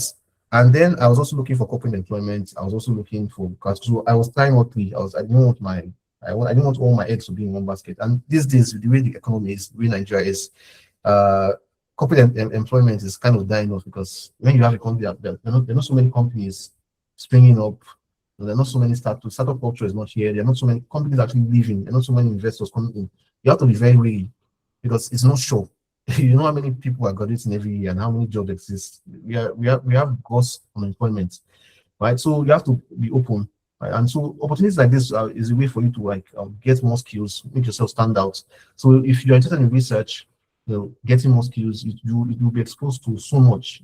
I'm very grateful for this opportunity because I've seen so much in this short time. I'm running up my first year, so I'm doing an internship at the moment, and this internship is very nice because I'm doing so much that I'll probably not have been able to do if I was in Nigeria, working on so many important problems. We are not even solving problems. We have so many problems in our country. These guys have solved so many problems, and they are still looking to solve problems. Like sometimes they don't create problems for themselves and try to solve it. So, I mean, this exposure is invaluable. It's something that would add to your life. You would have a stronger CV. You would be exposed to different culture. For Erasmus in particular, you travel to 2 countries minimum. So you see how different countries work, how it is outside. And I assure you, if you want to really see the world, if you want to really live life, I think one of the things you should aspire to do is to travel out of your own country, right? Just see how things work outside, and I promise you, your mind will never remain the same. You'll see how things are done here, where are we at? It's not like I'm not trying to down our own culture or our own country or homeland or something. But I mean, if you see what some things that these guys are doing, you'll be amazed. And you're like, there's a long way for us to go. Honestly, there's a long way for us to go. There's a reason why we are a third world country, right? So, yeah, so we have access to labs, we have access to professionals like experts, top universities. The equipments are there. For example, in my lab, there's certain equipment that 100,000 euros. There's an equipment like AFM. I don't know if you know of AFM. It's like a very advanced microscope. I think it's I forgot what AFM is. But anyways, it's like a very, very cutting edge microscope, right? So it's like one of those microscopes is like 1 million euros. So, and you can have access to some of the PhD students in my lab, they are working with this. It's crazy. In Nigeria, we are not invested this much in research. So it's something that you need to put into consideration. Also, if you are in oil and gas, maybe you get a scholarship maybe from PTTF. When you go back, you'll be hotcake for all these companies like Shell, for example. Yeah, so there's so many opportunities that you can look at. There's Erasmus Mundus, there's Commonwealth. I applied to 2 of these. So in total, okay, I applied to Erasmus, I applied to Commonwealth, I was not selected, I applied to Chevening. I applied to Commonwealth and MasterCard. Yeah. So why I did not apply to Chevening, I will not tell you that. But anyways, there's a clause that you have to come out to your country after you finish. But yeah, I'm not it depends on you. Your personal choice. We want to come back to our home country, but the way the country is going, nobody knows at this point. But yeah, Erasmus Mundus, Commonwealth, Chevening, that is for Germany. If you are interested in going to Germany, you can get that scholarship. It's almost it's very good. You get to go to very good schools. Germany is the leader in Europe when it comes to industry, and yeah, there's so many opportunities in Germany, right? MasterCard Foundation. This MasterCard, they have different countries. There's for Cameroon. There's for the UK, mostly the ones I applied to were for the UK and the US, right? There's Fulbright. I think this one is mostly for US schools. There's assistantship. So one thing that people don't really know is that you can actually get, like I said before, you can get this funding to go and do your PhD free of charge. They pay you every month, the stipend, right? And this is very common in the US and in the UK also. Many people don't know that they have what they call studentships. So you also get this equivalent of what you get in the US, but in the UK basically, and in Australia. So you can reach out to a professor, you see the projects that they're working on, just go on the university website, you see the project they're working on, you can apply for the project, you write an expression of interest, I think what's called proposal or something like that. And then if the professor wants to, they can just give you the offer, you can come to Australia or the UK and study. So not a lot of people know about this too. So this is something that you can also try out if you have a very exceptional profile. For example, if you have a first class, because it's exceptional, you have to be exceptional for you to be accepted in the UK and Australia for direct PhD, right? So there are also fee waiver scholarships. For example, you can get a fee waiver. For example, for me, Unfortunately, I did not get the full stipend from Erasmus. So I'm on a different, I have a fee waiver and a different kind of funding. Although it's not as much as the Erasmus scholarship, but it's still part of the Erasmus program. So basically, the number of people that were supposed to be collected from Nigeria was already like, they exceeded that number. So they gave me this offer instead. So there are different things that you can explore. There's so many options for you to try, right? So it's not a scholarship. It's like I said, it's like you get to visit multiple countries, school in different like institutions, like top institutions. And you also at the sweet thing that you get like multiple master's degree at the end. So instead of getting like a single master, you get like 2 or 3 master degrees at the end. So that's like very good for your CV. They support your travel visa. 1,004 euros is enough for you actually to live here in Europe. Right? You can also send money home, like Mr. Lawal said. Right. So what is demanded from you? Mr. Lawal always like the previous week always said all of this, like what you need is you fit. The fit is very, very, very important. You're not saying you have a background in maybe arts and then you want to apply for something. Let's not use art, let's use something more realistic. Let's say you want to you have a bachelor's in physics, then you want to go and apply for something in chemical or materials. Not like you cannot do this, right? But someone from physics would stand a better chance than you guys. Yeah, except you can show strong evidence, right? Right, evidence could be this MOOC, this MOOCs, MOOCs like Coursera, Udemy courses, research projects. Sometimes you're not limited to work or research in only your department. You can collaborate with other departments. For example, the lab I'm in is biomedical physics, right? So it's people from biomedical engineering, people from physics, people from chemistry. There's a new PhD student that joined the lab. She has a degree in, like, I think, tissue engineering or something. So you can actually collaborate with people from different backgrounds, and then you have this publication. And then that's also evidence to show that, okay, you can do this. For example, I have this CompTIA security certification. It's expensive exam to write. I think I paid $300 or so to write the exam. And then it was difficult. I had to prepare like a couple of months to write the exam. So it shows that I'm very interested in security. I think that's one of the reasons why, because when I applied to this program, it is intelligent photonics for sustainability, reliability, and safety. So I used the fact that, okay, Nigeria is going through a lot of security issues. And then cybersecurity can be used in sense of intelligence surveillance, right? CCTV cameras, drones, and all of that. You can actually, you can fight against terrorism and insecurity with intelligence surveillance from your CCTV camera to drone imagery, area photography, all of that. So this is just a way to give yourself more ground or align yourself more with the profile, with the program. So you want to first know what the goal of the program is, and then tailor yourself to it, right? It's not the other way. The program does not fit you, you fit the program. And this is one of the tricks that the previous speaker mentioned that would take you far. You cannot just use one CV. So I applied for the 4 programs. I did not use the same CV twice for any program. I did not use the same SOP twice for any program. And it was draining because I spent like 6 months. It was a full-time job for me trying to do this. And the only reason why I may had some success, even if I was doing it for the first time without so much guidance. I had more success because I was tailoring my profile to fit every program. So funny thing, I actually got into the second stage of like 4 different Erasmus programs. So I applied for 10. I got into 4, like second stage of like 4 different programs. I think I did an assessment for 1. I did interview for 1. The other one was, I can't remember what was the other requirements. But anyways, it shows that actually my profile stood out. And assuming maybe I tried more or I tried harder, I would have gotten like the full Erasmus scholarship at the time I applied. But this was someone that did not really have so much guidance. This was someone else that like did it last minute. I was applying deadlines. So assuming I prepared very much for it, it would have been like easier or something like that. So start preparing early. Take this from my own mistake.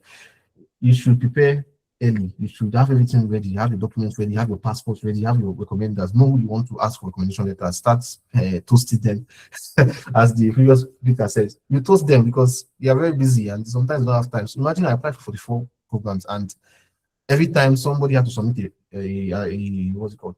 A recommendation letter for me. There's a professor that submitted like maybe 20 something recommendation letters for me. Right? So he doesn't have time to like now like there's a reason why he did that, because I had a relationship with him. You cannot just do that for any random person, right?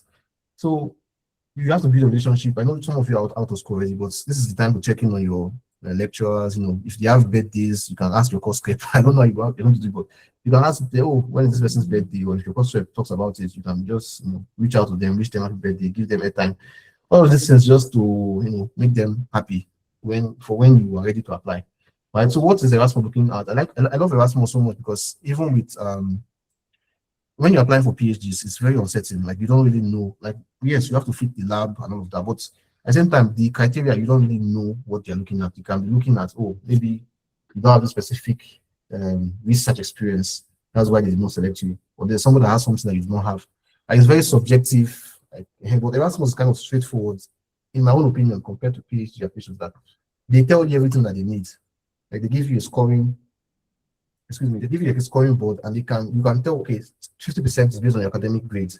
If you're in first class, you're in top 1%, top 5%. They will look at that. They look at sometimes they look at like the ranking of your school. Yeah, some programs look at this. They want to see, okay, University of Benin, University of Lagos, University of Ilorin, are these schools highly ranked? We have like over 100 universities in Nigeria, if I'm not mistaken.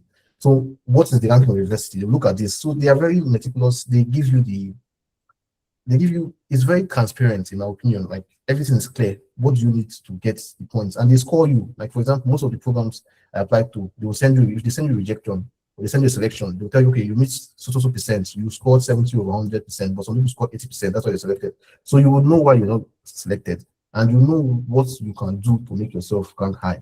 If you know you don't have first class, maybe 50% for first class, you try to improve that place. This is like your match. Like language, I had to write IELTS, although I don't think it's played so much role in my selection anyways. But I was also thinking of applying to Saudi Arabia and Australia. I was planning to apply everywhere till I get accepted. Like I was going to apply till I got acceptance anyway. Like that was my own drive. I'll just keep applying. Even if my profile is not the best profile right now, I'll just keep applying till I get something. That was what I was doing. Right. It took me a lot of rejections to get this. So I was doing kind of error. I was doing like all of that. So you don't have to do this. If you know what you want, what you need, you can just go for it directly, and then don't waste your time, conserve your energy, create a more quality application, right? So yeah, are you excellent? So what's going to show that you're excellent? Your ranking, like I already said. If you don't have ranking, you can use awards, you can use projects. That project part is very, very important. Hosting your project on GitHub, papers. So at the time I applied, I had like 4 publications as an undergrad, and you ask why this is not entirely necessary for Erasmus, but I was also applying for PhDs, and PhD is basically research, right? I actually secured supervisor at I think Purdue University also. So I secured a supervisor in the US actually. I secured supervisors in Canada. But the only problem was for Canada, I did not have like the application fee to pay, Then I don't want to waste my money for application fee because I was kind of certain that I was going to get something in the US. I actually did get a supervisor, but we did not have funding to bring me after the UN pump possibly funding and all of that. So research projects, like if you have publications, it shows that you can actually do research. They don't need to ask you, can you do research, or what do you know about research work or working in lab. I was able to get this publication. I published my final project, my thesis. I published that. Then I also collaborated with my colleagues. So basically, you can do this. It's like a hack. Right, so you can look for people in your class that have also final projects that are interesting or in the field that you want to do, and tell them that you want to help them to publish their papers. Right, so you look for a journal, you can collaborate with them. Sometimes you might never do anything. It's their final thesis that when you've done the thesis, now it's for you to refine it and make it publishable. Right, so you can talk to the supervisor or your project supervisor and ask, okay, sir, do you have any other projects or any other undergraduate students that you want me to guide? You can guide them, and in that way, you can include your name in that paper. So paper is not like the only thing that you look at. And I'm telling you that it's kind of important if you're applying for PhDs, right? Because it's already proof that you can, but you can do research. You can publish because you'll be publishing papers. You'll be doing research. That's basically what your PhD is, right? So yeah, so fit is basically your undergraduate work. I hope what's the time now? Oh, I don't have so much time, but yeah, they also want to see that you would use the scholarship very well. Like I said, it's an investment. The European Union is the one funding Erasmus, right? The PhDs that you have in the US or UK is usually the department or the supervisor's funding or one grant or the other. So they want to see that they're investing this money in you so that you turn out well, right? So your career direction. So in your SOPs, you say what you have to do or what you want to do after your Erasmus Masters. Like, are you going to go for a PhD? Are are you going to go to industry? So for me, I think I go to that I was going to work with. So like Mr. Lawal said that they are partners. So the HID is like a company in France, I think France or the US. And then Thales, okay, Thales is headquartered in France, and then HID is, I think, American also. So those companies are like industrial partners with my program. I told them that, okay, I was going to maybe do a PhD and then join these companies or join directly. Like, I can't remember exactly how I said it, but I mean, they are related to security. What those companies do is kind of security biometrics. So I told them, okay, after the master's, this is what I'm going to do. So they know that, okay, and I want to apply it to solve problems in my home country with security. So it's that you can see this alignment that, okay, even though I have electrical engineering background, I have done so many courses. I have more than 50 certificates from different like domains, but maybe cybersecurity was maybe like 10 or 15 certificates of cybersecurity. So it's, and I attached this in my CV, like it was a link, just like Mr. Lawal did. I had a link in my CV that had all my certificates together, all the cybersecurity certificates, relevant ones, and AI, because my program also has AI components. So all the AI machine learning courses I took from Coursera, Udemy, and LinkedIn, I think. So I put them all of them together in a Google Drive. I linked it, so they can see all this evidence. Like they don't need to ask you twice. Your name is on the certificate. You did the program. You must go and steal the certificate from the MOC, right? So all of this is proof that you can do, that you're interested in this, and you already have a problem statement. So the STAR approach, like, okay, what's the situation? Okay, the problem is that there's bad security is a big issue in Nigeria. Okay, what is the task? We want to use this to solve this. What are the action? Okay, use master is going to give you knowledge, and then the result will be like you're not going to solve the problem. You're not going to lie that you're going to solve insecurity in Nigeria at once. But I mean, you can just realistically say you. I think when I was applying to Commonwealth, I told them that I was going to collaborate with some of the authorities. I can't remember them. There are some specific authorities that do with security, not like police or army. I think there are some specific ones that I mentioned. I can't remember them now. So you can collaborate. Just all these things, just like to give them a clear path that, okay, this is what this person wants to do when he's done with this program, and we can cost him and invest all of this money in this person. So yeah, so like I said, it's very clear. That's why I love Erasmus. It's clear what they want from you. They will tell you 30% of your motivation. What is your motivation? Like for me, I did a video for this program I'm in. I did a video to explain, there's insecurity in Nigeria. I told them, okay, I said there was something like I can't remember. I think it was like 50,000 crimes are committed, 50,000 burglary and theft, something happen every day or every week in Nigeria. A lot of it happens in urban hubs like Lagos. If you stay in Lagos, it's not a very secure place. Anything can happen at any time. They can move your phone. If you have stayed in Lagos, it's not, if you're not smart for Lagos, you're not smart anyway. Because you have to be very sharp in Lagos. People are hustling in Lagos. So you can keep your phone somewhere and they just steal your phone. Something like that. But if there's surveillance and CCTV cameras everywhere, it will be easy to track all these kind of things. And also for borders, like let's say you have this issue of insurgent people coming from other countries like Chad and all of that to Nigeria. If you have like all this surveillance and all that, you can come and monitor your borders actively without like having men on the floor.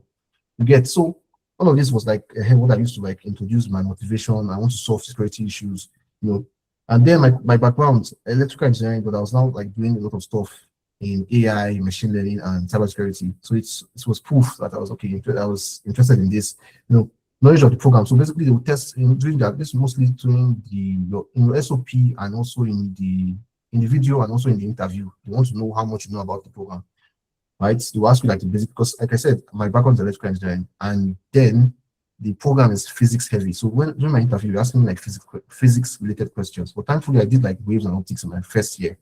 And I also mentioned this I showed this in my transcript and everything. So it's like specific things that they need. And then it's grouped, 10%, how many percent. So your grade is 50%. You're already losing there. You can actually make up with that percentage, and then you can score a high percentage and get invited for interview and get this Erasmus funding. Right? So your proof is your transcript. You have to have this ready, your publications, your awards, volunteering and leadership. So I was CIS Senate president during my time. I was also the class governor, so class rep. I was class rep for my class.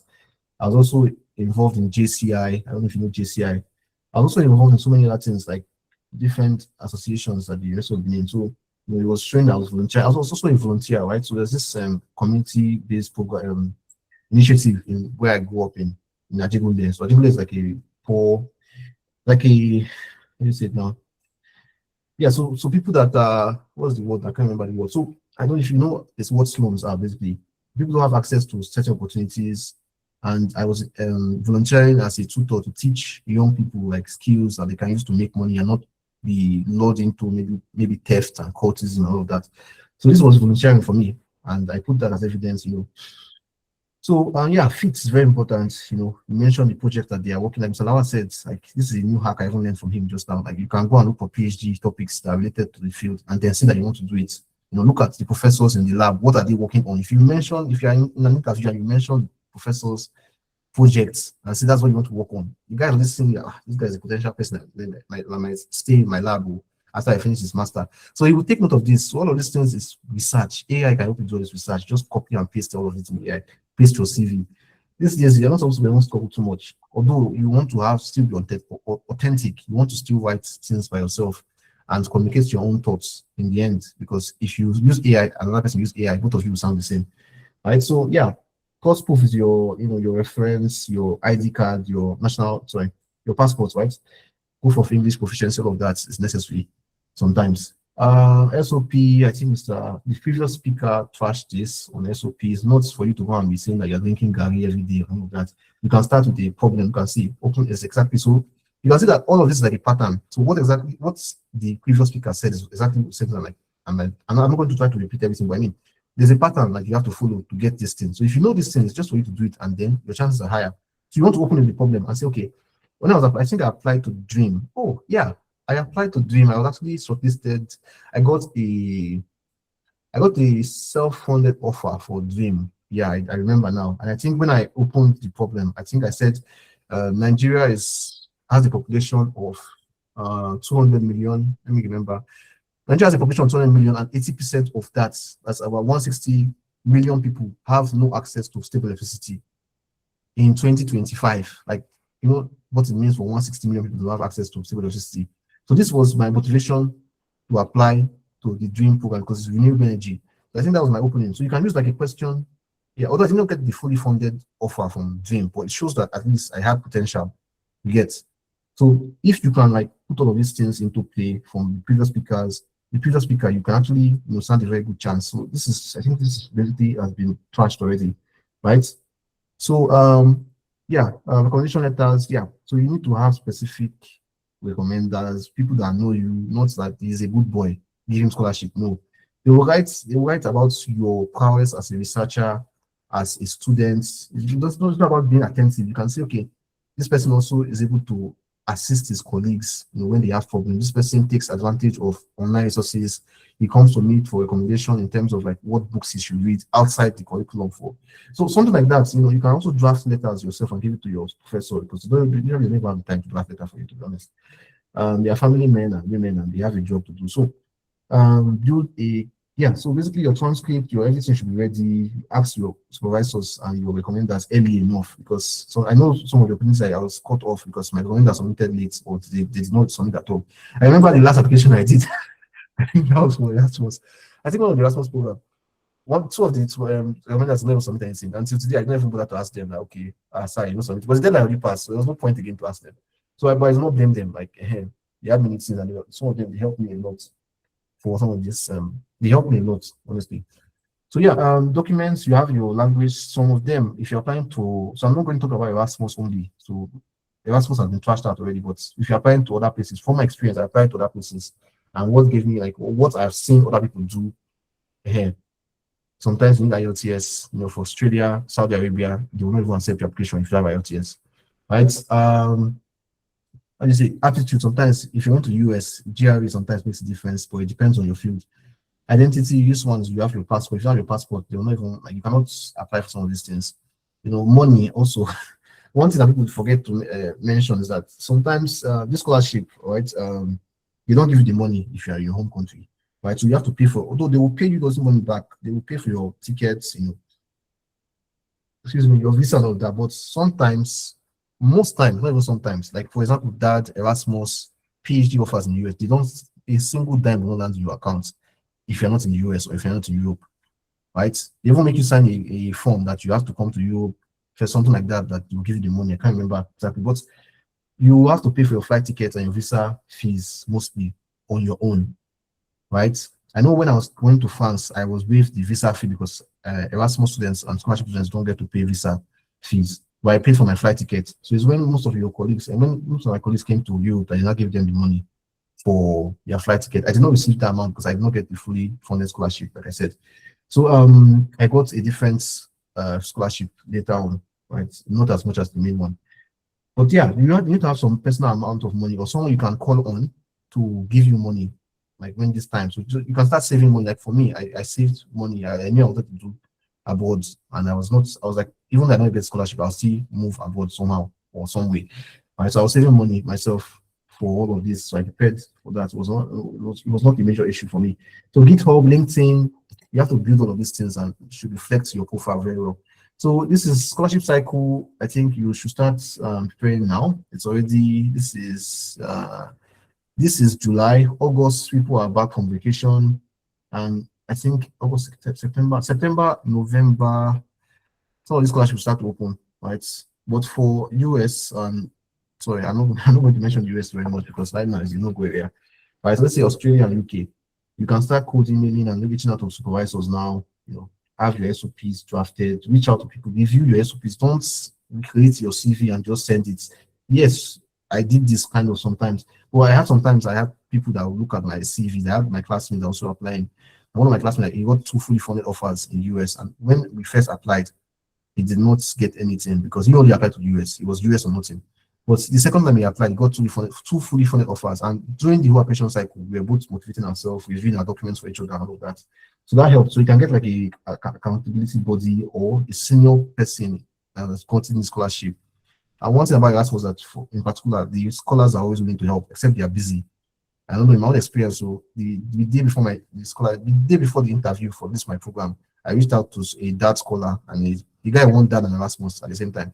It was the one that organized quickly an interview. I should not have done that, like reaching out so late. But I think I sent a message and he did not reply on time. So people are busy, so just try and start things easy early. And for me, I've not even replied to my LinkedIn messages for like maybe 2 weeks because I've been choked. So if you send me a message, you think I'm ignoring. No, if I have time this weekend or maybe before midnight, I might try to respond to everybody. But people are busy, and sometimes you just need to give them time. You know, right? So yeah, I'm very close to the end of my slide. Yeah, moving to another country does not solve your entire problem. Yeah, it makes life easier for you, kind of, but when you get to it, you understand what I mean. I have people that have finished Erasmus and they're looking for PhDs. Like it's not like you don't just win a scholarship and then you relax. Like when you come here, you have to bother about things about residence permits. If there's someone who wants to stay somewhere and work, for example, I got like an internship in Switzerland. I can't go to Switzerland to work in Switzerland because they have to prepare like documents for me. So all of these things you have to consider. Like moving abroad is not just going to solve your problem, and don't look at anybody that's moved maybe through school out and then think that they're enjoying life. Like you have to do the work for it. Like they're not like just on vacation or something. Different grading systems. I suffered in France. I'm not like to you.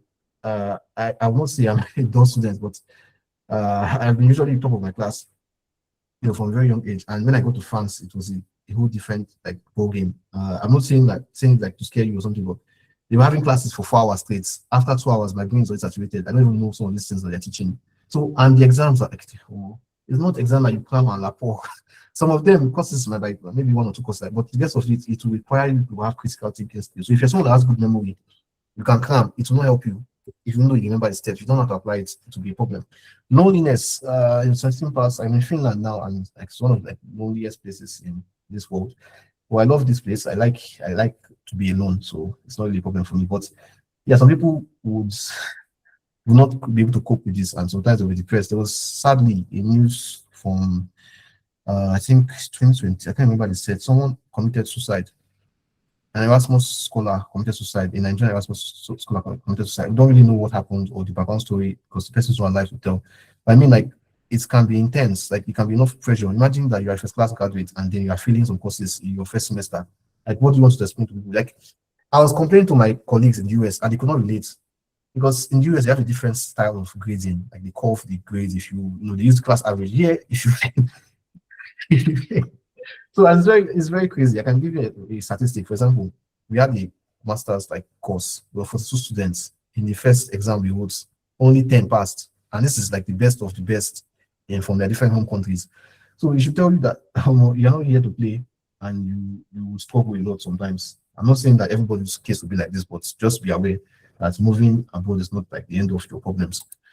And there's also like post-graduation stress and pressure. What are you going to do after you graduate? Is it PhD? Jobs right now, the job market is like shit everywhere. Like you can't really get a job as an immigrant. You can, but it's not as easy as it seems or you would imagine. It's very difficult. The whole immigration laws are changing, all of that. So you have to put all of this into consideration and prepare your mind. So I put like a simple assignment for people who are interested. If you have at least come here and listen, at least you should go further and prepare yourself. Look for like 10 master or PhD funding opportunities and then write them down and start preparing towards them. You can start this evening, you can start tomorrow, whatever time you have, but it's up to you, it's your life, and then you are in charge. So yeah, I think with that and the previous speaker's presentation, I think you should have a lot of things to take away from this whole session. Thank you, Caleb, for this, and I think I can take questions if there's time for that. Yeah, thank you.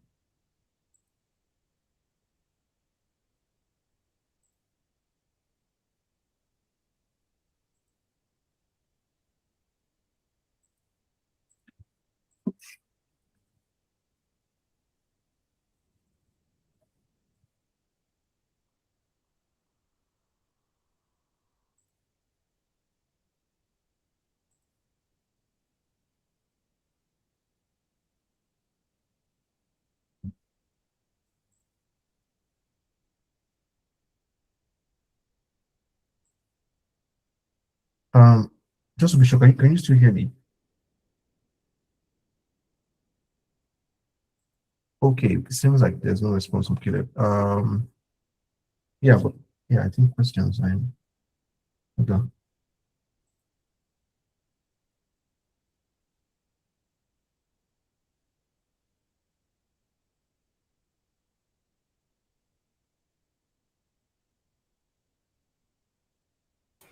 I think maybe Caleb is not. Yeah, but maybe you can drop your questions in like written questions if you have any on the chat. Caroline. We would tonight was that the girls curl up in the fireplace and eat the whole house.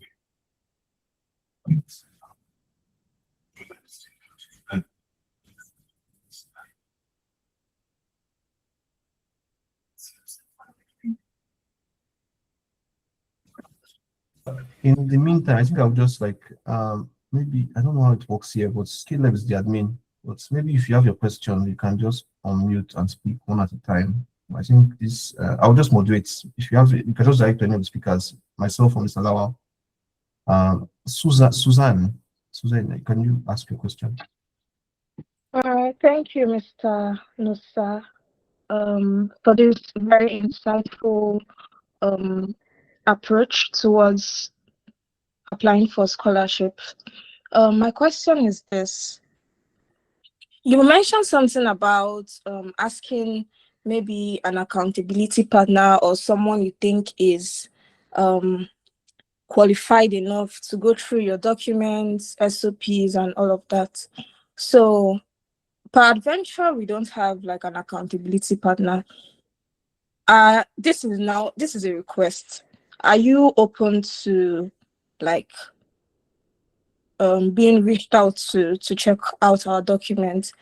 Mind you, this is not to bug you, because I understand that, okay, you're interning right now and there is a lot on your plate. So maybe whenever you're open to that, we could like reach out and see if you can check things out for us to make sure that we are on the right track. Thank you.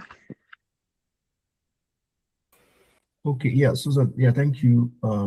Yeah, sure. Like I said, it's based on availability. So, but it's not a problem. Like I've been, how do you say? There's a culture. Like basically, if you have been given so much, you have no choice but to give. So yeah, definitely. If you reach out to many Erasmus scholars, I know like people that reached out, they usually are very open to help. And I think it's best. Just a piece of advice: if you're applying for EPICO, it's good for you to meet someone from EPICO to review your documents. Try as much as possible to get them to like, review your document because they are the best people to review. It's not like I will not be able to do a good job, but at the same time, they have more knowledge of their program. Like for me, if you come to me for my own program, I can give you solid advice, like almost certain advice that you should do that will get you into this program, because I have been here 1 year and I know the professors, I know what they're looking for, I know how they are. You know, I can prepare you for the interview and all of that. But I will not say the same for Epico or Dream. You know, Mr. Lawal will be the best person to meet. So yeah, just like that. But sure, I can look at like your documents whenever I'm available.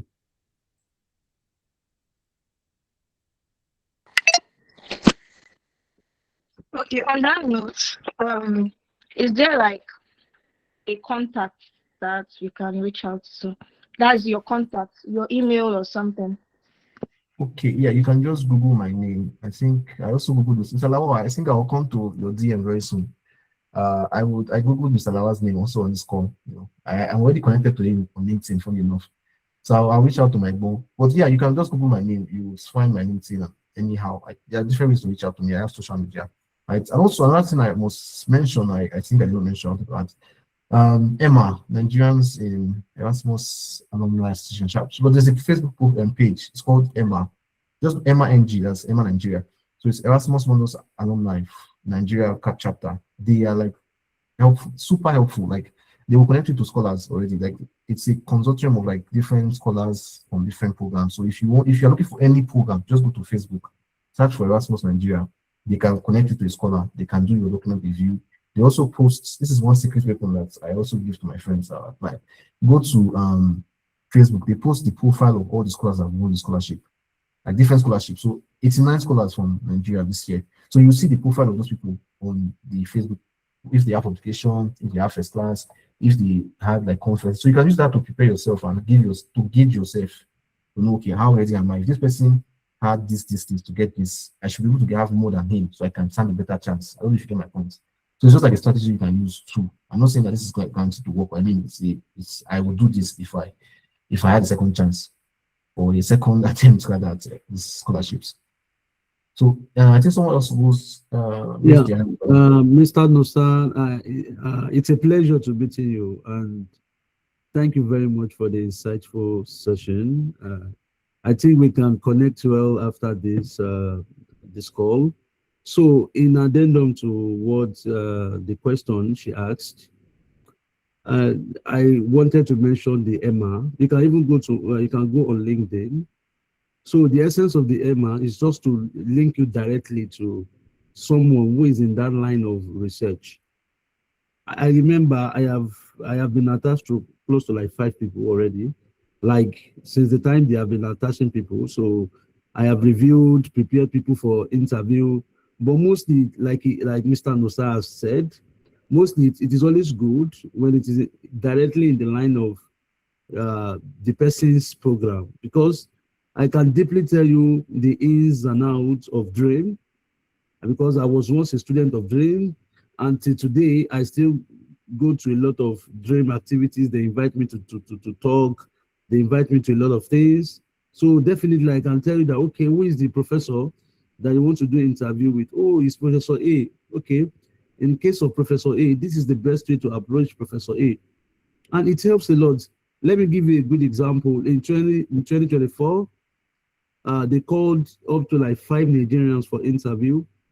Before 2024, in 2023, I was the only one chosen, probably in Nigeria. So in 2024, they shortlisted 5 Nigerians for interview. That is an interview. And they reached out to me, and together with one Nigerian who was a year ahead of my cohort, we gathered them together. We tried to help them with a lot of information. I have my own questions for my interview. I stored it in one of my drive. I took it out. I gave it to them. And trust me, out of 5, they picked 4 out of 5.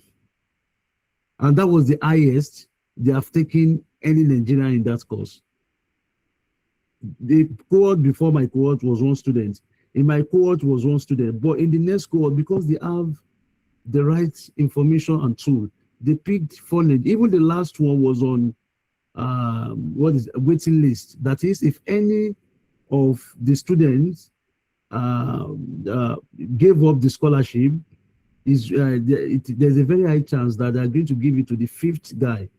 So that is the level of, or the level at, or the extent of information, and you can reach out to any.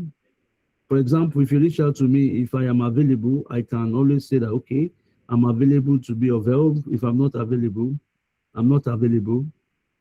Someone asked a question now that to apply to a fully funded scholarship in the US. In the US, at the moment, it's something that is very complicated. I remember when I was doing my application, I got a fully funded scholarship for a PhD, a direct PhD from my bachelor to, when I finished, even when I was serving then, I got a fully funded scholarship in the US, but I didn't go because I was scared. I was scared in the sense that I realized all of the things I know are just theoretical, and it might requires a lot of practical indulgence, which I'm not really good in. That was the reason why I have to go for the Erasmus. And of course, I never regretted it. And I'm happy that I chose Erasmus over that. I have my own reasons. There are people that will tell you they would prefer the PhD directly. And currently I'm doing PhD. And there's no difference between taking the Erasmus, taking the PhD then and taking the Erasmus now. So what I'm saying is, at the moment, the US is very difficult due to visa issue. You can get admission, you can get funding, but the visa is not guaranteed. The visa is not guaranteed at the moment. That was exactly why this year there were no many Nigerians that got a fully funded scholarship in the US. Not because we do not merit it, but because of the visa conundrums. So in that regard, the US might be difficult at the moment. Might be difficult. So you have to probably extend your horizon to other places like the UK for Commonwealth, the UK for MasterCard. We have the Erasmus, we have the DAD, and there's another MasterCard. You just have to do like what Mr. Scholar Nosa said. You have to just spread your surface area. You spread it so much that when the rejections are coming, the yes is also coming. Then today you are happy, tomorrow you are sad, the next day you are. It's better than you are just sad every day because the rejection keeps coming. So you have to make it in such a way that you submit many qualities applications. And when you submit many qualities applications, it helps you a lot. And this is very good. Let me just say, while I was applying for scholarship in 2023, I have two friends. They are female friends. And I used to have this kind of thoughts. There are 2-1 students. One of them is 3.52, and the other one is around 3.7. And they were so adamant in applying. Inside of me, I used to think, these girls should go and marry. I don't think they can get anything with this GP. But I can't tell them. I can't. But their temerity is commendable. Right now, as I'm talking to you, both of them are in the US on a fully funded scholarship. Because when you are doing something, you grow into that thing. You know your weakness. You know how to make yourself a better candidate for that particular thing you are looking for. And that's exactly what he did. One of them is in Georgia. The other one is in Atlanta. So they are doing very good now on a fully funded scholarship. And one of them even changed field completely. And he still got a fully funded scholarship. Because in this, the scholarship of a thing is like a full-time job. You learn, you unlearn, and you relearn. You learn a lot of things in the process. So it's not a way to discourage anyone. You can get it, but it might take time sometimes. It might come with a lot of rejections. But the only thing you need is just 1 year. And when the yes comes, you'll forget about all of the rejections. Your problem will never finish. My problem will never. When I finished my Erasmus, I nearly entered depression because I was thinking, what is the next thing for me? What is the next? Before I finished Erasmus, actually. When I have like 4 months to go, I haven't gotten anything. I was scared. But in the end, I got something. So your worries will never finish in this life until we are dead. So until we die, so we continue to be worried about many things. But always make your worry worth it by doing the needful. So that's exactly what I want to add.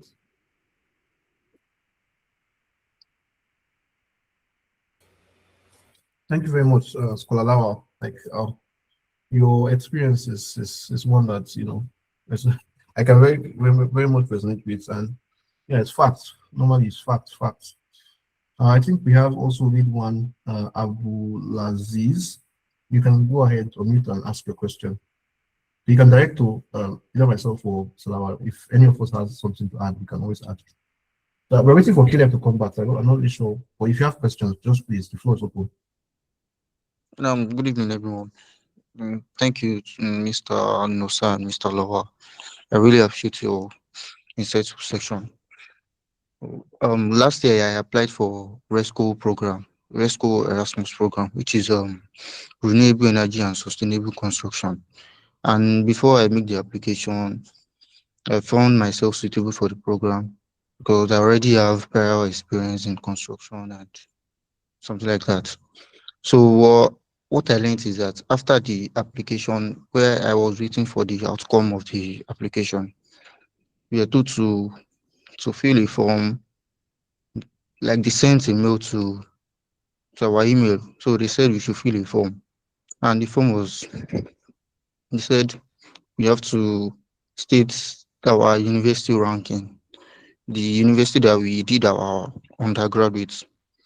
So that time I attended Lautech. I graduated from Lautech.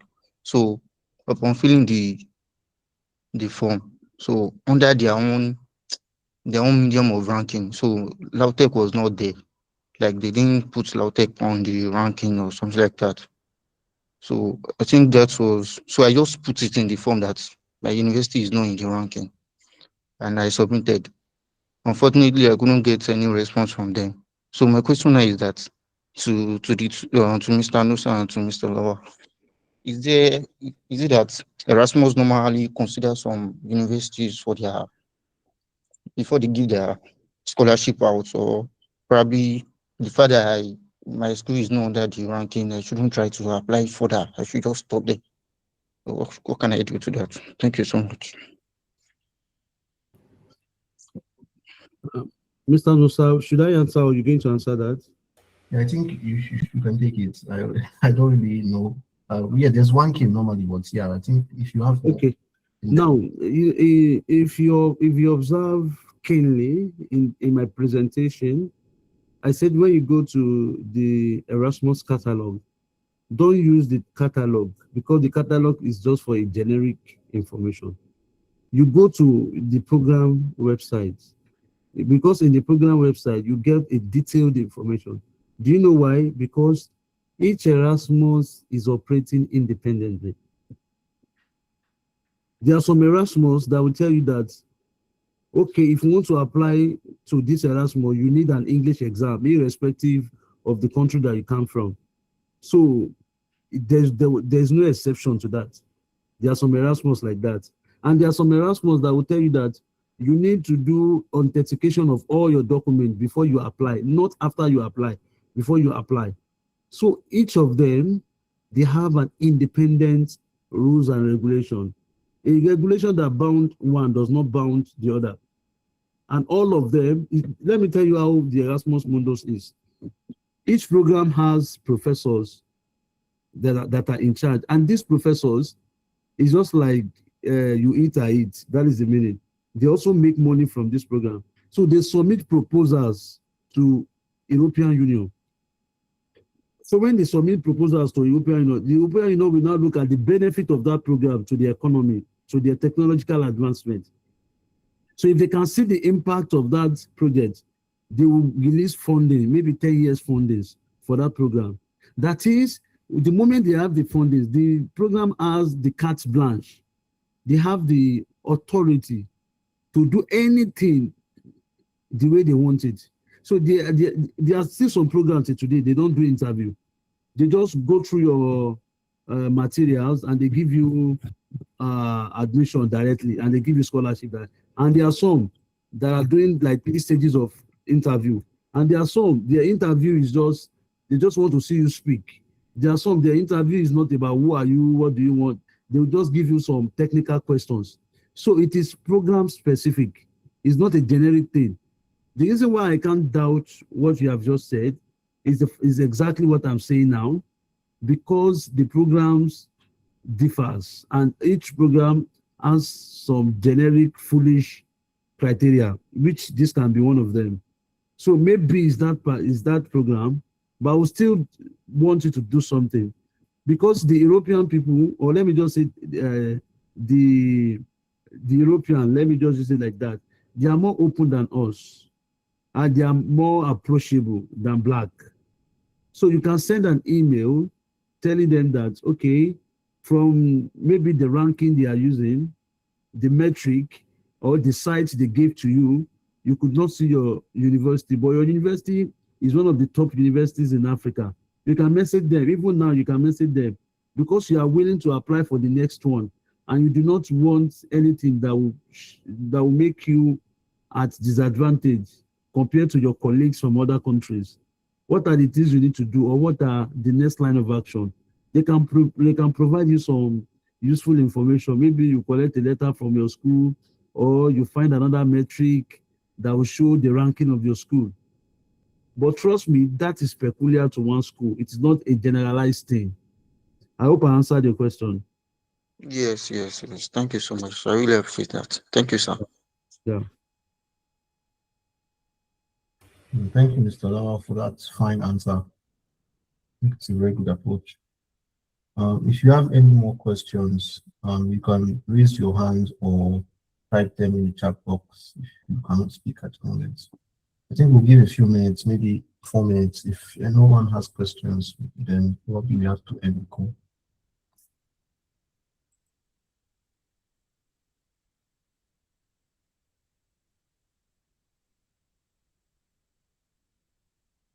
Okay, go ahead, Godwin.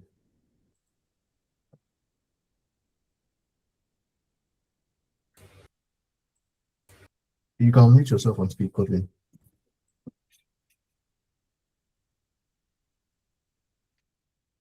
Okay, sir, please, can you hear me? Good evening, sir. Yes, we can hear you. Go ahead, Godwin.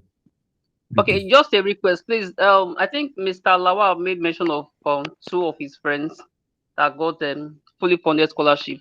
Those two ladies. So I don't know if he can please help us with the contact of both. I really appreciate. Thank you, sir.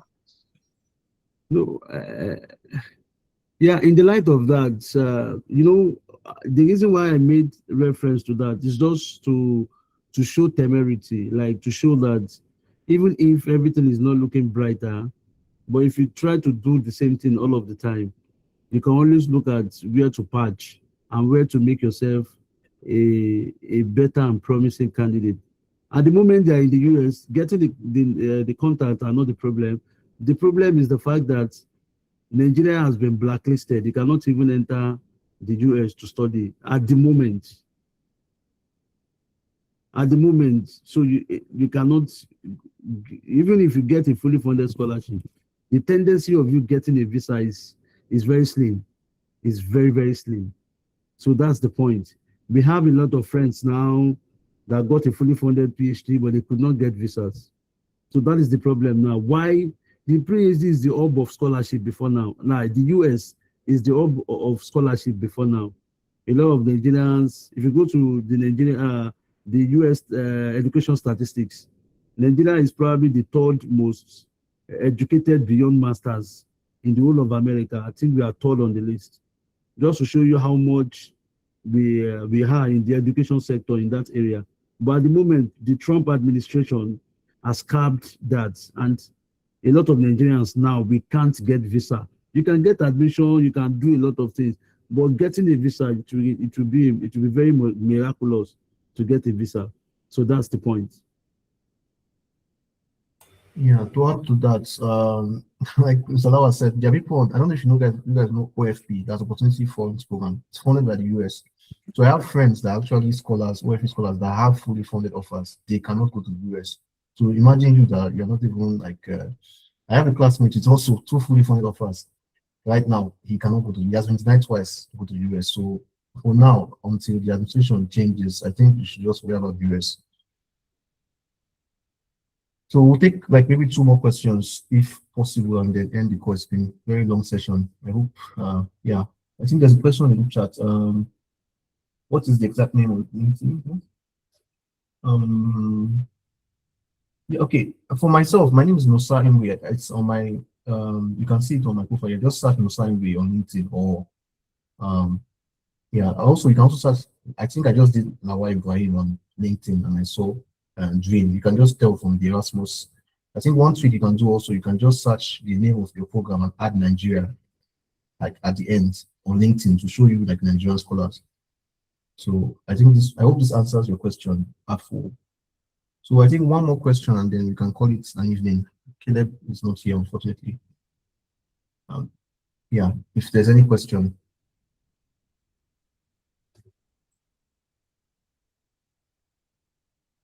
Yeah, go ahead, Godwin.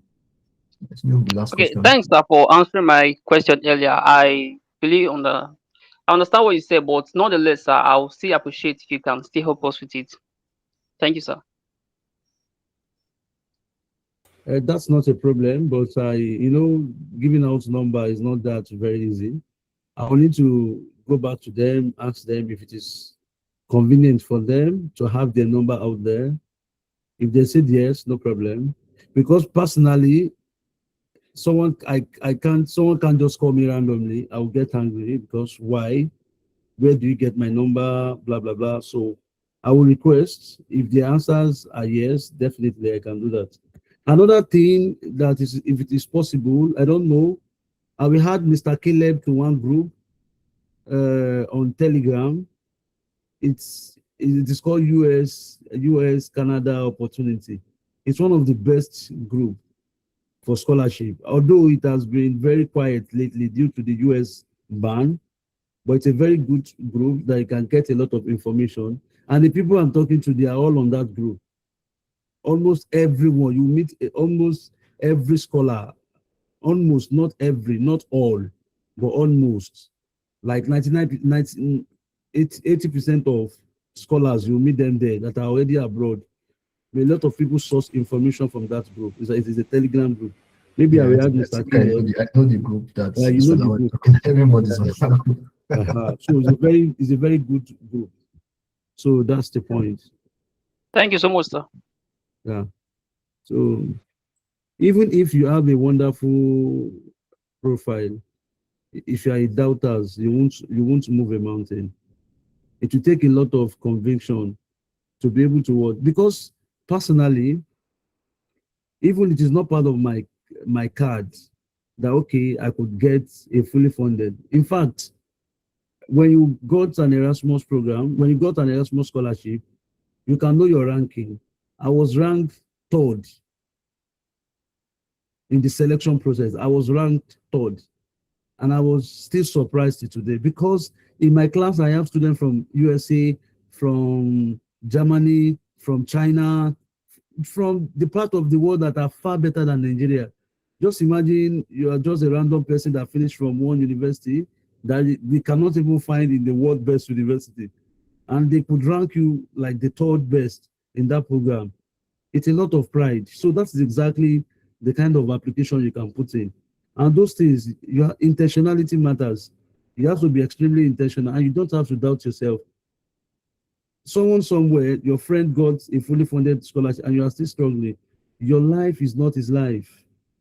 He said something because we have to say the reality. We have said the sweet parts. Now let us say the psychology or the real life situation, which is very important. Someone somewhere that you did a lot of things together in the university, you grew up together, making it big out there, and you are not, does not mean you are not also making progress. Our life journey, our life decision, our life consequences differs. And you first may reach there, no me say I no go reach there itself. It's to just take time. And for example, now Mr. Nosa said something about a guy that committed suicide. It was an Erasmus guy.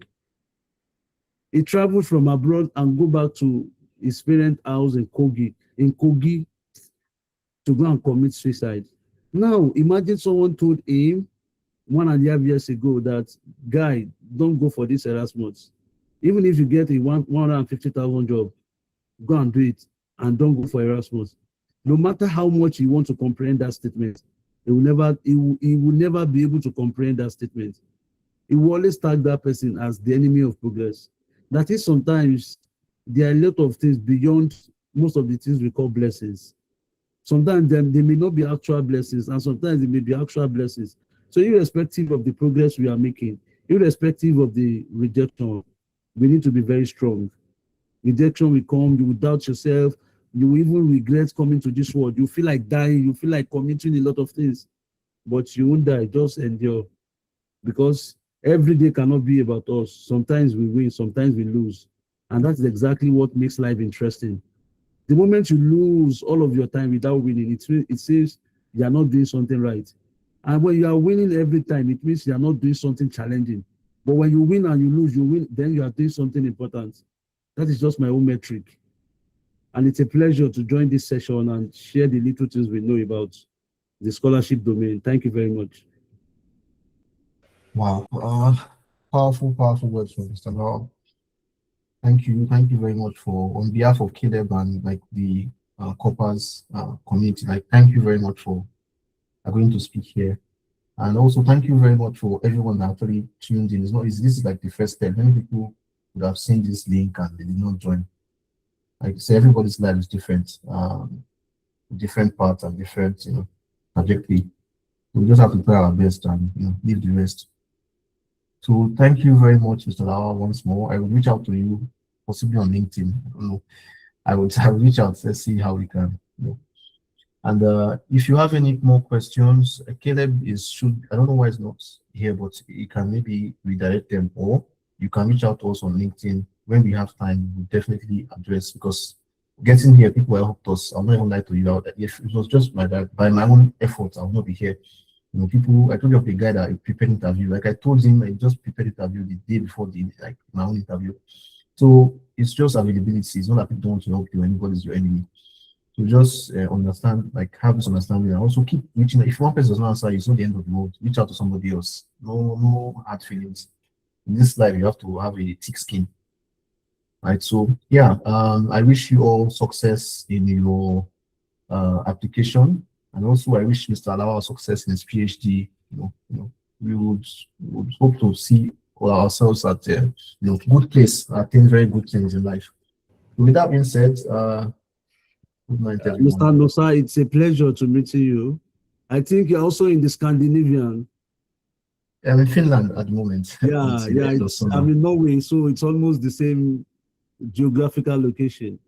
Yeah, but they don't come out to now for World Cup. Yeah, but we tried. Sad. It was extremely sad. Because I was out yesterday to watch the football in the city center. Wow. It was a lot of people at midnight, and we were more than 100,000 people watching on a big screen, and you see them crying. Yeah, these people they don't get problem. Now white dog go die, they cry. We never show. Dog go die, go cry. My life say if I don't go cry, now dog go make me cry. On our football. So they don't have problems. So they have everything. They have little to worry about. Very real. It's a pleasure to meeting everyone. So we look forward to see the impact and the positive consequences of this discussion. So I think we can call it a day. Yeah. All right. Good night, everyone. Okay. Good night, everyone. Adebra.